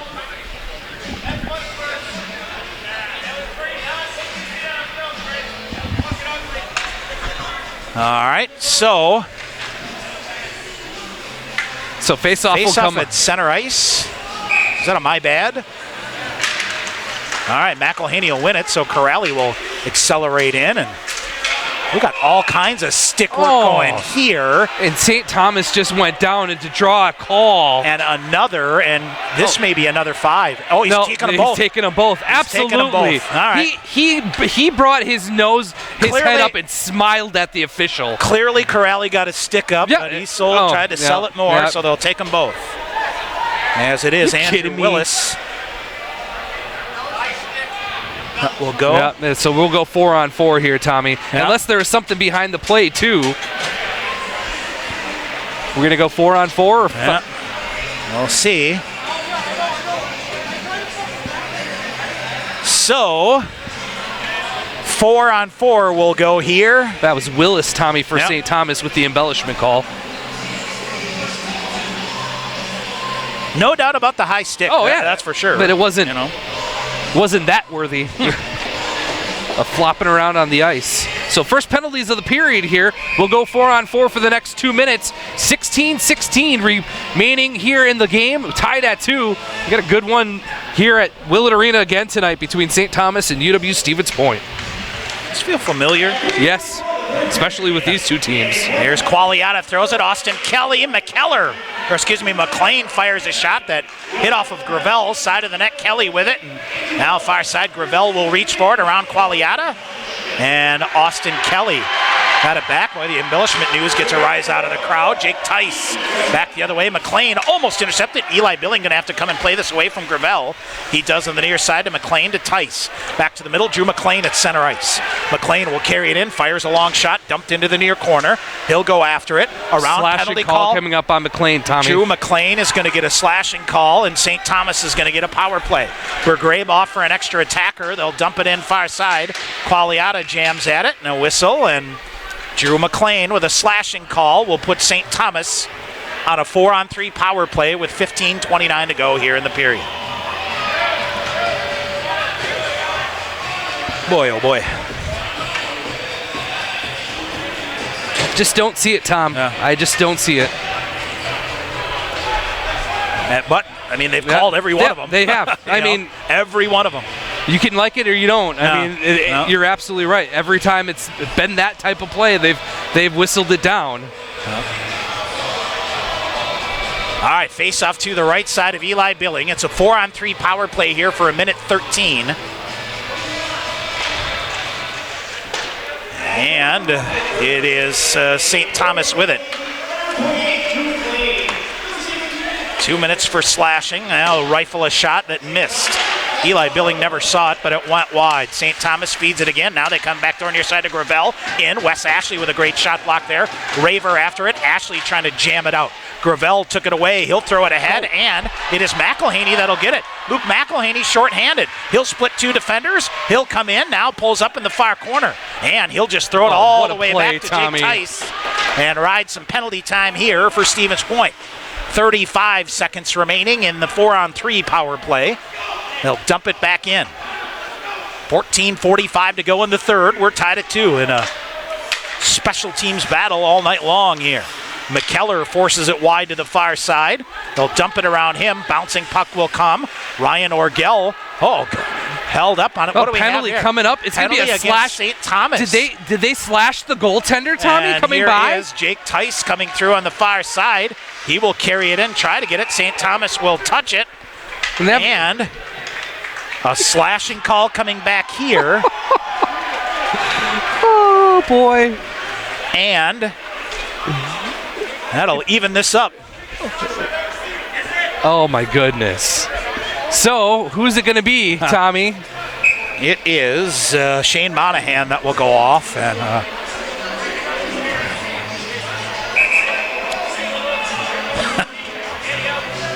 wow. Well,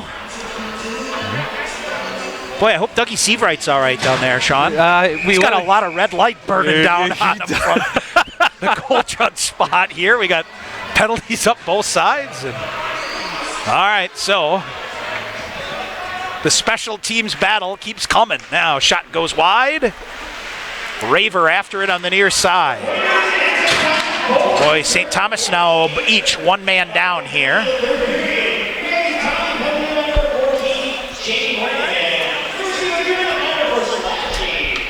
14 minutes to go here. St. Thomas waiting for the breakout here. They'll come through the neutral zone. They will bring it in with speed on the near side. Coming through. Qualiata breaks it up. It'll roll right wide of Eli Billing, and Danny Corrali with it now. Corrali with McElhaney. Lot of open ice out here. McElhaney off on the far side. Had it, lost it, got it back, and then lost it again. Tommy's cleared out.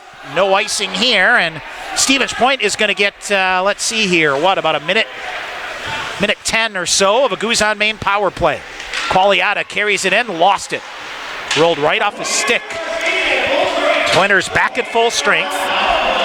St. Thomas whistling a shot through, far side. They control it here. They'll flip it deep. Down in the near corner is Andrew Willis, and it's Zach ahead. Zach cuts to the far side. Zach coming, McReynolds on the back door. Try to get it to him. McReynolds back behind the net. out of his reach, comes back. St. Thomas throws at the length of the ice.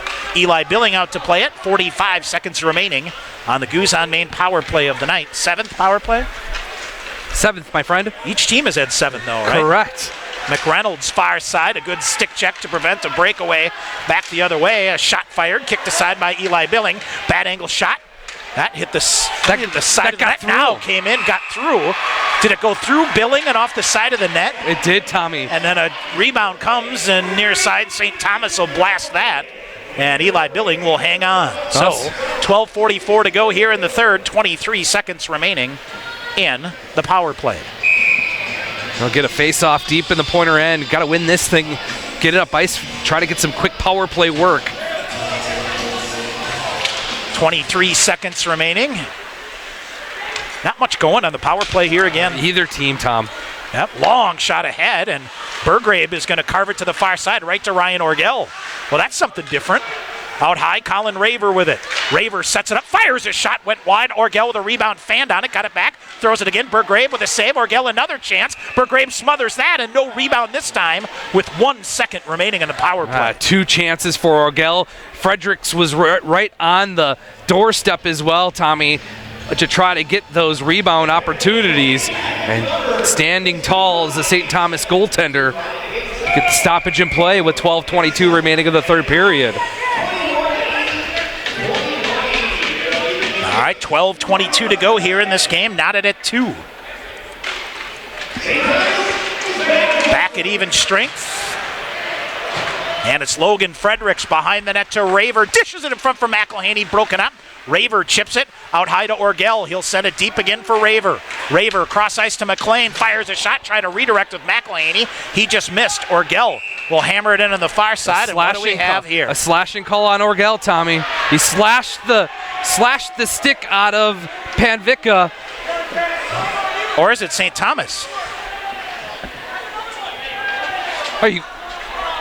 Or is it St. Thomas? No, they're going to say it's St. Thomas. 5, Tommy. Alex Trapp.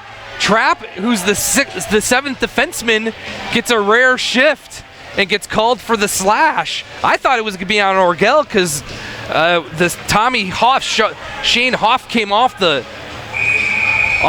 ice with no stick, but it goes the other way. So the Pointers to another power play. All right. Jeff Besser just shaking his head. Well, I agree with him, Tommy. Yeah, I don't get it. Oh. All right, St. Thomas, Goose on main power play again for the Pointers. Stephen Qualiata ahead to O'Brien. He mishandles it, now gets it back and sends it deep. St. Thomas, however, going to be the first to get there. They'll eat it up in the near corner. O'Brien able to carve it away from him, and now they chip it up, and it hits the St. Thomas bench.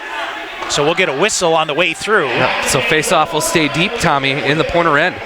Minute 37 to go here in the Goose on main power play.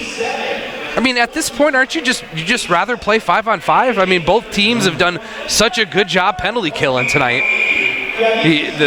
Really nothing going on either side for power play time. All right, Eau Claire has opened up a 5-1 lead over St. Mary's. Superior and River Falls each up 3-1 in their games. Qualiata back near side to Zach, and a shot block into the netting. Boy, both Gustavus last night, St. Thomas tonight, Sean, blocking shots, doing those dirty things, especially on the penalty kill. All those things that are going to lead to good things. Like I said, things that make life difficult. Now, what are they talking about? Are they asking if it was deflected? The Pointers deflected out, or did the Tommies do? All right, Zach will take the face-off here with 1.5 minutes to go in the power play. 11:34 to go here in the third. I would think, though, Sean, the difference here tonight, the Pointers certainly have played better. Yeah, absolutely they have. It's been. Now they win the draw, back to Qualiata. Across the blue line, leaves it near side. Zek sets up, Zek around, he'll flip it back far side. O'Brien shot to goal! An absolute laser beam from Kelly O'Brien to Goose on main power play goal, his first of the year. It's 3-2 Stevens Point. And finally, someone breaks through on the power play. What a find, Tommy! As they found O'Brien on the back door in a one-time slapper from the far side faceoff dot gives the Pointers a 3-2 lead with 11:24 to go in the hockey game. Was that a laser Power play shot? needs to be your difference maker, and finally you find a way. So back for the third time tonight, right? Yep. It's a 1-goal lead here. Now St. Thomas back the other way. Austin Kelly with it. He will dump it in. Bergray will glove it down and hang on.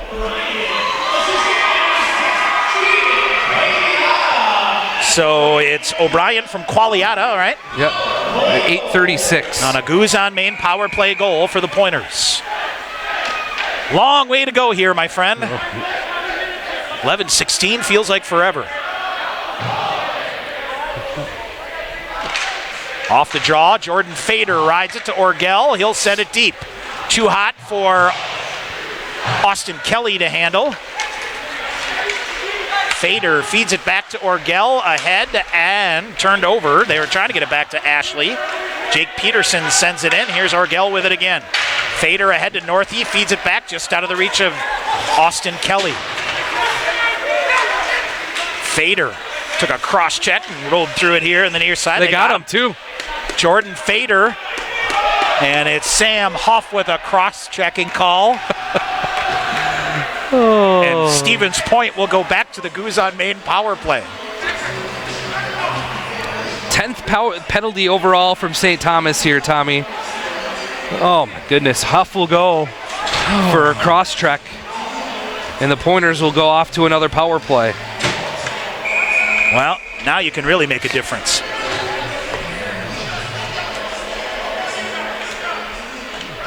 All right. Well, I tell you what, St. Thomas bench got to be careful here. They just got the old one more former chance. Pointer Nick Beadall is letting them hear it. Qualiata with it. Like Kelly O'Brien going to set up right in the same spot he did before. Cross-checking call. Corrali around to O'Brien on the far side. And it's Zach Zeck with it. He'll go back door. O'Brien was a little slow behind the play, and now he'll gather it back in. Out high to Qualiata. Qualiata brings it back near side. Zeck waits for it. He'll shove it behind the net to McReynolds. Far side to O'Brien.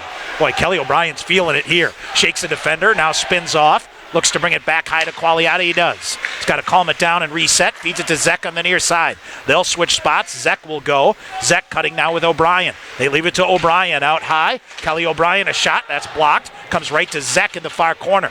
Minute 13 to go in the Guzan Main power play for Stevens Point. And it's Brandon McReynolds out high to O'Brien. Backdoor to Zeck coming in. Shot. Bergrave fought that one off. Rebound comes to O'Brien. A shot. That's a headhunter over the net. O'Brien back to the rebound on the far side. A minute to go in the power play. Near side, Zeck. Zeck surveys it up, looking. Now he'll dump it behind the net to McReynolds. Corrali in front of the net, off the side of the net, save made. Qualiata will hold it in. Off the glass down in. St. Thomas trying to dig it out. Corrali holds it in again. Corrali points at it. He'll get it free. Here comes McReynolds toward the front of the net. St. Thomas clears that out. Finally off the glass and down the length of the ice. Tommies clear it with 30 seconds remaining. On the Guzan Main power play, 9:15 to go here in the third. McLean. He's going to skate it all the way through the neutral zone and now dump it deep. Giving chase, McElhaney. Shot out of a cannon, knocked off. They're right in front of the net. Now, shot fired. Tried to get it to Fredericks in front. He chopped it loose. Watch out here. But St. Thomas instead just clears it down. They had two men breaking. Colin Raver picked up behind the net, has his stick tied up, so he'll get it to McElhaney. Now to Drew McLean. Here's McLean again. McLean will come. St. Thomas back at full strength. 8:45 to go here in the third. Behind the net, Tommy's with it. They feed it ahead. Far corner it goes. And Stevens Point resetting here because I think they were offsides. Yep, now St. Thomas lead pass ahead. They get it through Orgel. Peterson in on the far side. Comes in. Eli Billing tied it up. Got a piece of it on the way through on a poke check, and it went into the near corner. Gravel goes down hard here in the near corner. What is going on? And what do we have on the near corner? There's no... What happened behind the play? Gravel here on the near side.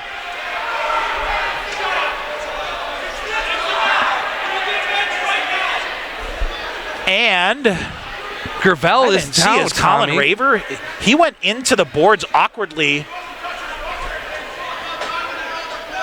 And I think St. Thomas arguing an interference call is what it is, as Gravel was rocked into the boards. So he is down. He's rolled over, and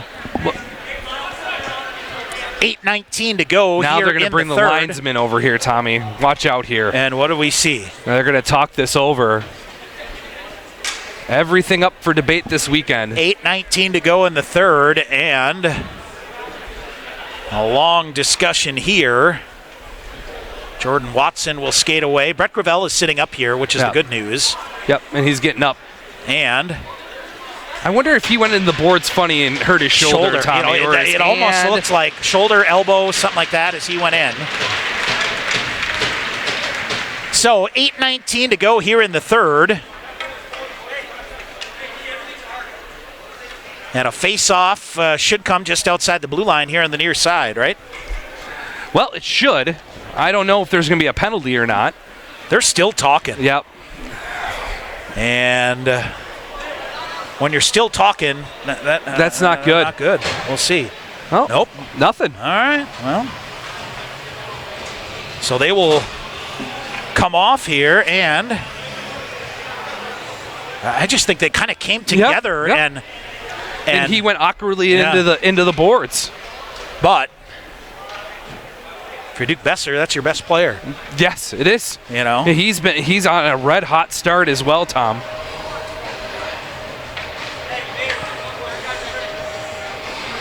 So the face-off will come right below us here, Tommy, in the neutral zone. Watch out here, though.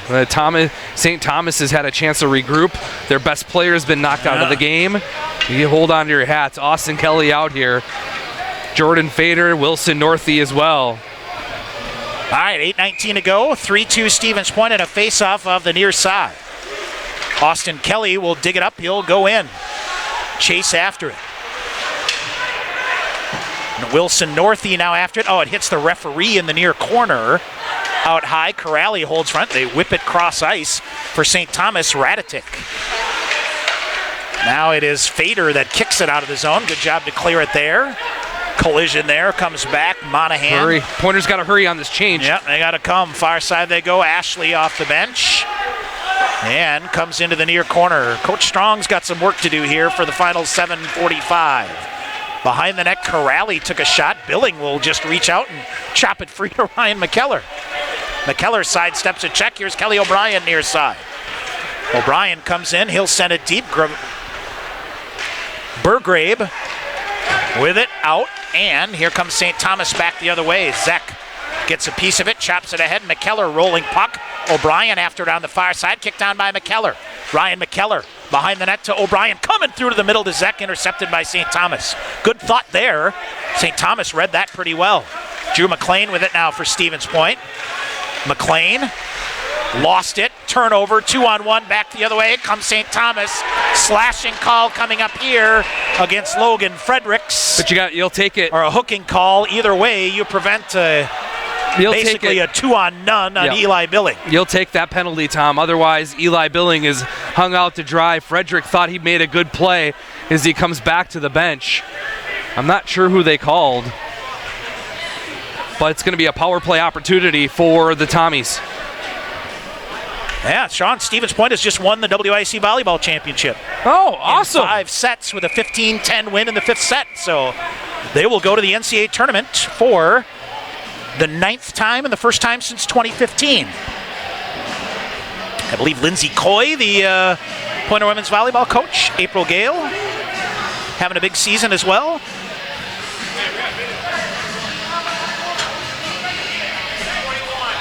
So Logan Fredericks. It's McKellar, Tom. They're going to put McKellar in, so 22, 21, whatever. All right, big kill here for the Pointers. 3-2 lead, 6:58 to go. St. Thomas to the power play. All right, half wall on the far side. They set it up. And St. Thomas, they'll work the perimeter here. Out to the point, far side, Fromberger. Cross ice to Huff. Now they feed it, top of the far face-off circle to Kelly. Now they go backdoor in. Kelly got a piece of it, broke it up. And they'll reset. Now they go backdoor on the other side, nothing there. Stevens Point getting some traffic through. Shot block there. Raver had it, lost it. And some stick work on the far side. Big hit on the Penalty far coming side. up on the Pointers, and Tom. The Pointers with an elbow. Elbow or interference on McLean. Either way, it will go off one of the Pointers and out of the zone. This is a break for Yep. Stevens If I was Point. St. Thomas, I'd just give them Now the puck. they dump it in, and it goes wide of Eli Billing, and they will get a whistle. And Colin Raver is going to go off on a slashing call, and it's going to be a two-man advantage for St. Thomas. Man. So, let's see where the face-off is here. Was it an icing call against St. Thomas? It should be an icing call. Or with the penalty call. It's automatic in the offensive end. Yeah, with the penalty call. Yep. Because I don't think it was icing, actually. I think it went in on Eli Billing, and he touched the puck, so that blew it dead because of the penalty. So, all right. 6:12 to go here. Ain't done yet. Not by a long shot. Luke McElhaney will take the face-off for Stevens Point. Kicks it out high. Two-man advantage here for St. Thomas. They'll switch spots out high. They'll feed it, and a shot fired to goal. Just like that, two-man advantage. Luke Raditic will get the goal. 6:02 to go. We are even at 3 in St. Thomas, a minute 50 of a power play to go.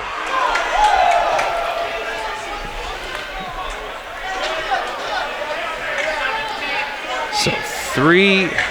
Luke Raditic, and that's your first power play goal of the year you've given up. It is. You could see it coming. They've been working that backdoor play all night long, and they're finally able to get a broken play and get one past Eli. All right, man, only 10 seconds in. They got a minute 50 of another power play. McElhaney feeds it. And St. Thomas looking to step on the throat of the defending national champs here. All right, they'll scrum for it out high, just into the St. Thomas offensive end. Orgel reaching in there for Stevens Point. Now it's McElhaney back to get it. Around it goes. McKellar on the far side. He'll try to eat it up. Here's St. Thomas again. Along the blue line it goes. Olmsted feeds it far side. It is Panvika. Back out high to Olmsted. To Panvika on the far side. He'll come back near side. Kicked free. Centering pass back. Panvika coming in. Shot. Eli Billing. Did he get a piece of it? Did he? Or did Panvika flip the puck completely up into the student section? Let's see where the face-off comes. It's going to stay low, so I would say either a defenseman for the Pointers or Eli Billing got a piece of it to deflect it. Eli Billing was down and out. On the weak side, they've been, again, playing that backdoor on the power play. Off the face-off, St. Thomas slides it along the blue line. Raditic, who has the game-tying goal. Austin Kelly on the far side. Out high it goes. Monahan fires his shot. Eli Billing with a save. Where is it? Side of the net. Went high up in the air. McLean down. It's underneath him. Now it comes in. Billing going to dive out and cover it up. Yeah. So he will. 5:05 to go and 53 seconds remaining in the power play. That's no penalty. A cross-check in the face. And Drew McLean's stick broke here. Yeah, Drew McLean's stick broke. He was kind of in the scrum in front of Eli. Give him full marks for not closing his hand on the puck in the crease, Tom, and let Eli do that to get the stoppage in play. So 5:05 remaining here in the third, and 53 seconds remaining in St. Thomas's 9th power play of the night. All right, Austin Kelly will take the face-off here. Fromberger with it. Out high to Panvika on the far side. Panvika to Fromberger again, far side. Slides it to Sam Huff. Huff comes around. Shot. Billing with a save. No rebound. Right, good save by Eli. Tommy up high in the chest. Taken away low and forcing that puck up into his chest. No rebound at all. Get a face-off again here. 39 seconds remaining in the St. Thomas power play. We're tied at 3. A Raditic goal at 13:58. A power play goal for St. Thomas ties this hockey game up.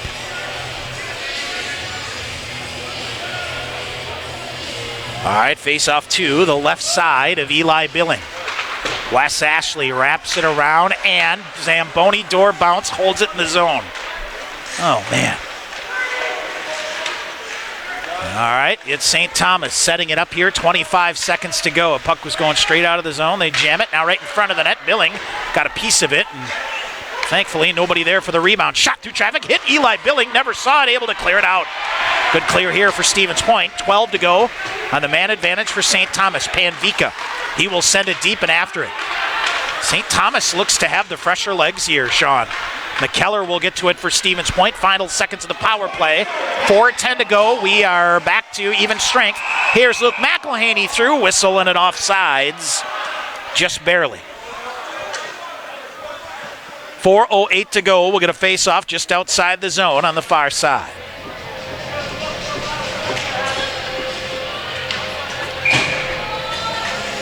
All right, so Superior wins 3-2. So they get a sweep to open the weekend. Off the face-off, Stevens Point sends it deep. Colin Raver after it. And it's Ryan Orgel will send it deep. Orgel, excuse me. Kelly O'Brien now reads the play on the far side. And St. Thomas will gain possession of it with 3:45 to go. Every little battle here, Sean, one of them is eventually going to make the difference. Near side it goes, cleared out. Here's a turnover. St. Thomas back the other way. They feed it. Cross-ice pass that a St. Thomas player on the far side wasn't expecting, and they're offsides in the play, so Colin Raver will get it. Raver ahead, off the linesman, and stays out high in the zone. Olmshed with it. He'll skate back the other way. Olmshank, far side, out of midair, bouncing puck. Zek squirts it through. It'll come to Qualiata. 3:15 to go in regulation. Corrali, he'll come right through with some speed, hops through the zone, goes to the far corner with Derek Olmshank. St. Thomas able to clear it around. Now they'll hold up, they'll flip it ahead. It's gloved down by Jake Tice. Tice to the far side, tried to get it to Corrali, and St. Thomas on the forecheck jams it deep, and they'll throw it to the far corner. 2:50 to go in regulation. Qualiata ahead to Corrali. He'll go to Jake Tice. Tice to the red line. He'll hop around far side. It hits the linesman on the far side again. Corrali shoves it to Qualiata. He'll get it ahead to Wilson Northey. He'll backhand it in the zone. Pointers change. 2.5 to go in regulation. Now Burgrave runs into one of his own defenders behind the net, and St. Thomas with a fire wagon clear. Orgel will get it. Center ice. He'll get to the red line and send it deep. 2:20 to go. Fredericks, McKellar, McElhaney there for Stevens Point. McKellar fires a shot, smothered off there by Peterson of the Tommies, and it goes into the near corner. Fredericks around with it, nothing there. St. Thomas clears it out. Justin Kelly ahead on the far side. McLean separates him. Luke McElhaney after it. Here's McElhaney with McKellar on the far side. McKellar ran into it, and St. Thomas back the other way. Panvika, 3-on-2 for the Tommies. They'll come in, centering pass through, shot and a goal. Right up the middle, I think it's Raditic. 1:52 to go, and St. Thomas leads 4-3. Holy smokes. Yep, as they came through on transition, the Pointers weren't able to slow them down through the neutral zone, and a 3-on-2 worked to perfection. Beats Eli Billing 5-hole and along the ice to give the Tommies a 1-goal lead late here at Willett Arena. Panvika from Vincent.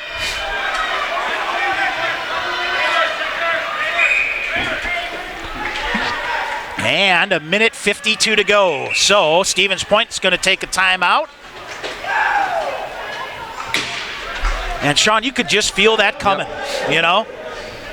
Yeah, you could. St. Thomas, I think you hit it on the head. It has the better legs here late in the third period. Yeah. And has been able to get on the jump. The Pointers have not been able to sustain that forecheck down deep here in the third period. And have really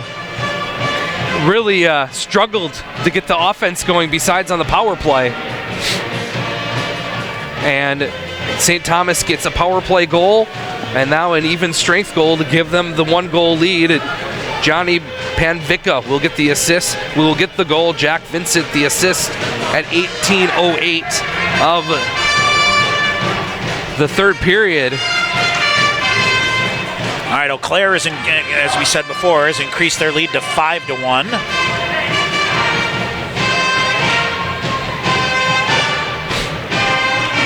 Third UWIC Volleyball Championship in program history. So,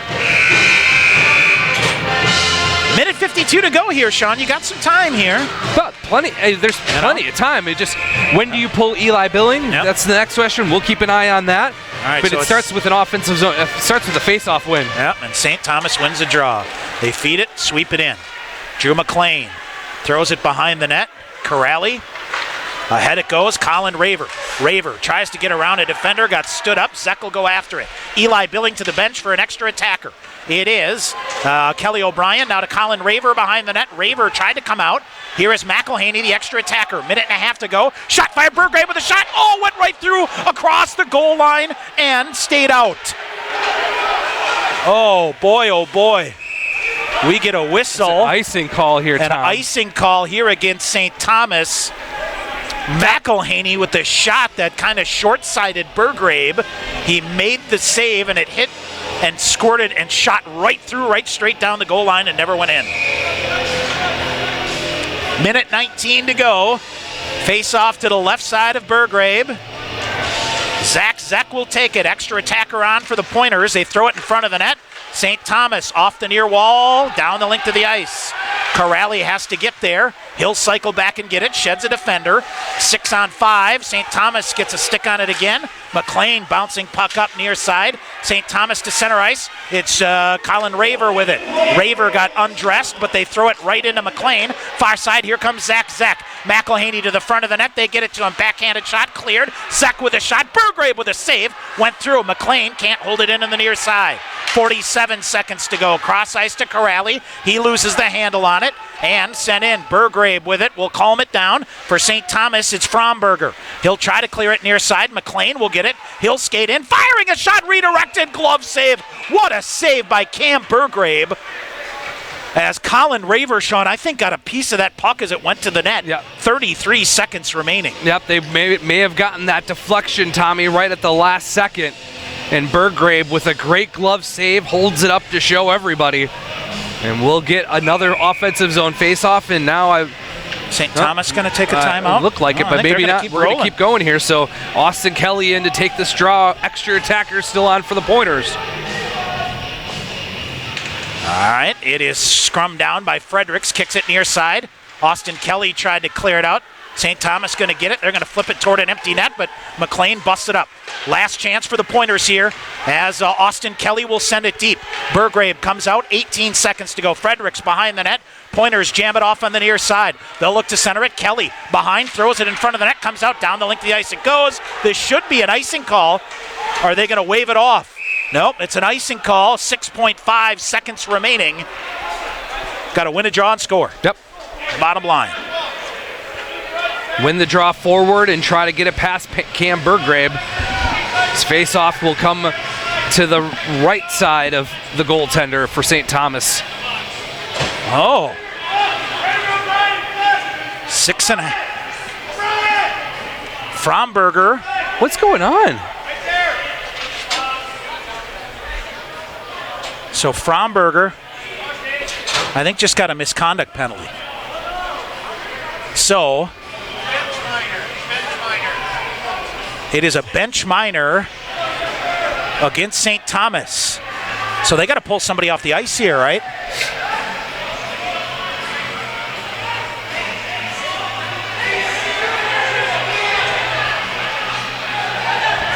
Was it unsportsmanlike, Tommy? They got to have 4 guys on the ice. I don't know. Or is it a misconduct penalty? All right, off the face-off it comes through. St. Thomas going to poke it. McLean fires a shot, redirected. Burgrave makes a piling save. Scramble for it, side of the net. Watch out here, Tom. And that'll go, and then Burgrave gets to his feet. St. Thomas charging off the bench, and they have beaten the Pointers. If there's a minor penalty, how can St. Thomas have 5 skaters on the ice? Yeah. If it was a bench minor.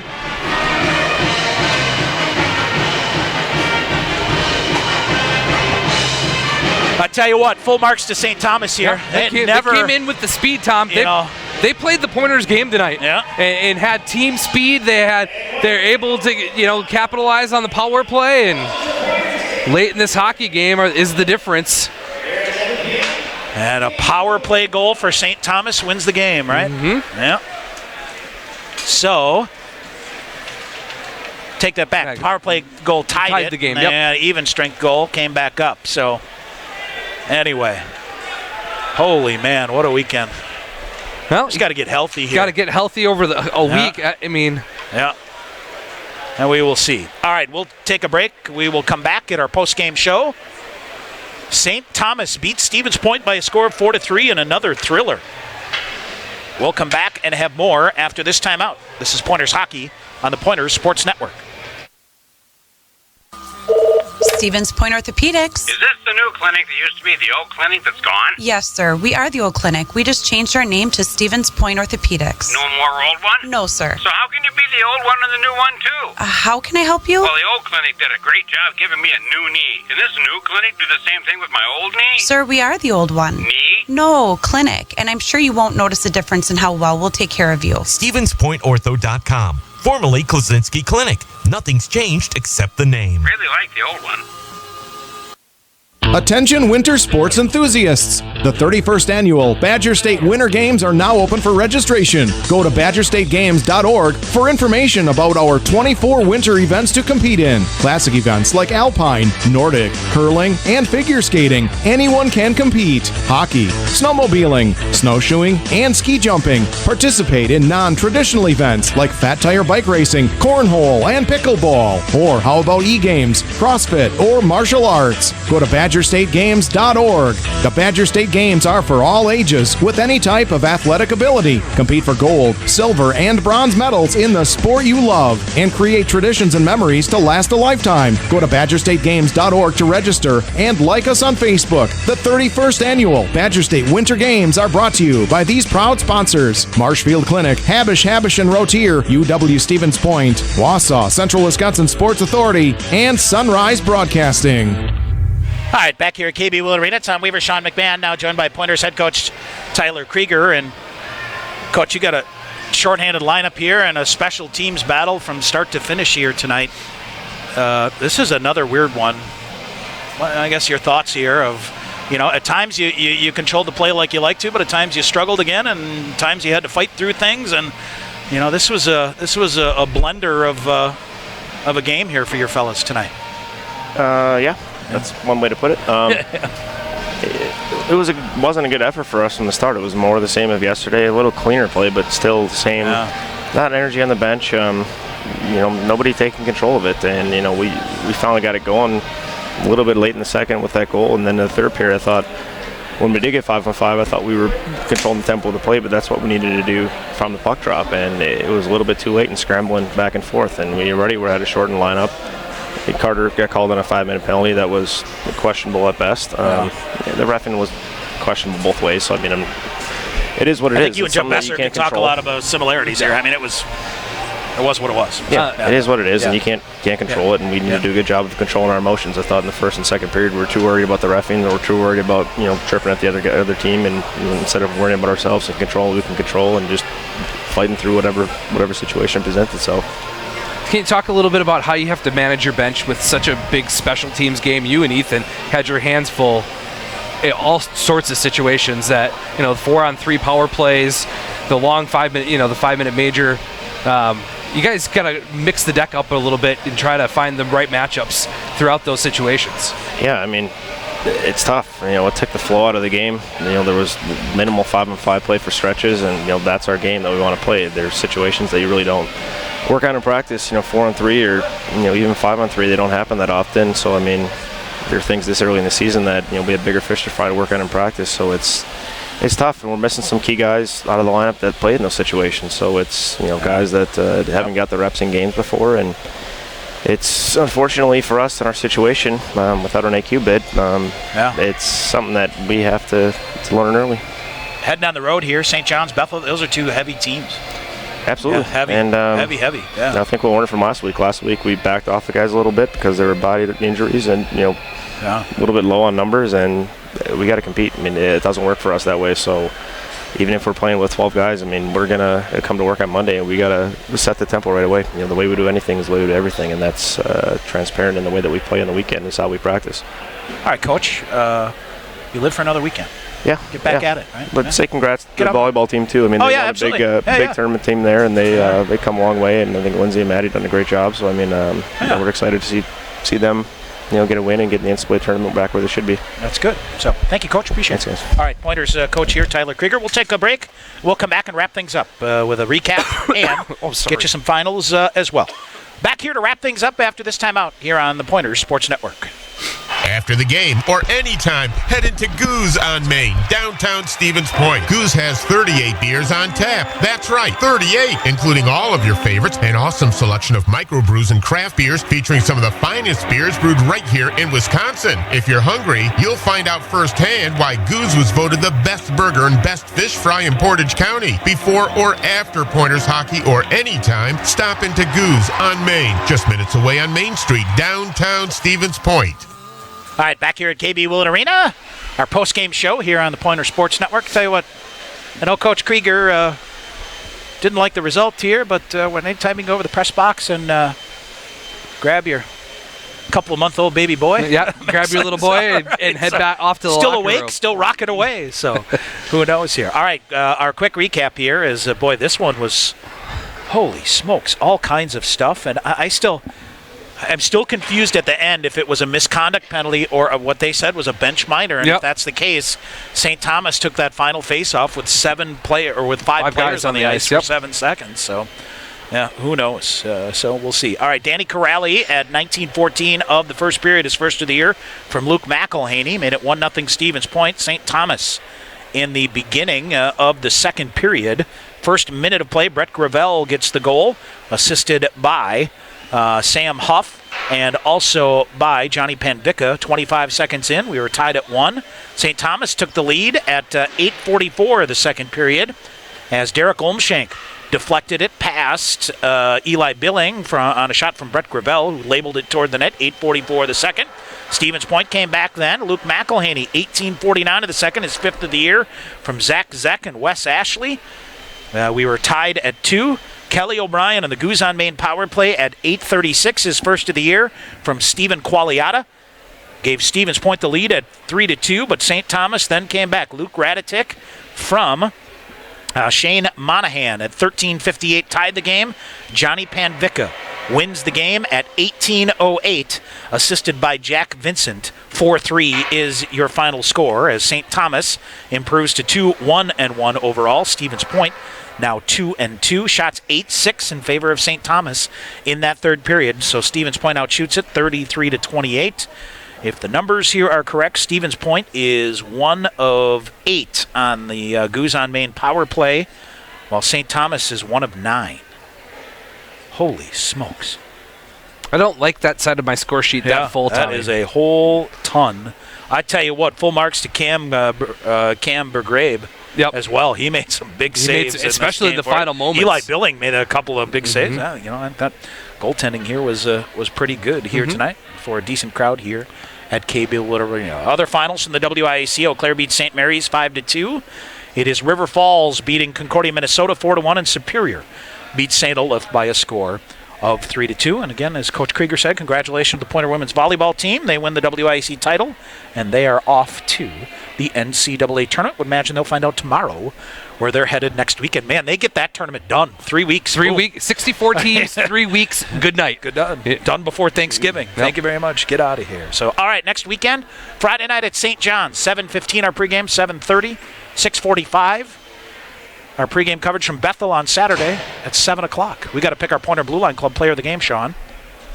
And I might throw Wes Ashley out there. I know he assisted on one of the goals, right? He did, yep. He assisted on the McElhaney goal. I thought he played some big minutes for a very short defensive bench for the Pointers. We'll go with Wes Ashley as your Pointer Blue Line Club Pointer player of the game. So that's going to do it here from KB Willett Arena. Pointers split the weekend. Found a way to survive last night, but couldn't quite do the same here tonight as St. Thomas beats Stevens Point by a score of 4-3. Pointer Hockey on the Pointer Sports Network is brought to you by the Stevens Point Brewery, by Taco Bell, Stevens Point Orthopedics, Goose on Main, General Beer and Miller Lite, Also, Marshfield Clinic, Skyward, Century Insurance, Team Sherrill Companies, Papa John's, Badger State Games, the National Guard, Grazzi's Italian Grill, Coca-Cola, BSN Sports, and Under Armour. Once again, your final score here from KB Willett Arena. St. Thomas defeats Stevens Point by a score of 4-3. Hope you'll be with us Friday night as Stevens Point travels to St. John's at the Municipal Athletic Complex. 7:15, our pregame coverage. 7:30 is the opening faceoff. For Sean McMahon, I'm Tom Weaver. Thanks for listening to Pointers Hockey on the Pointers Sports Network.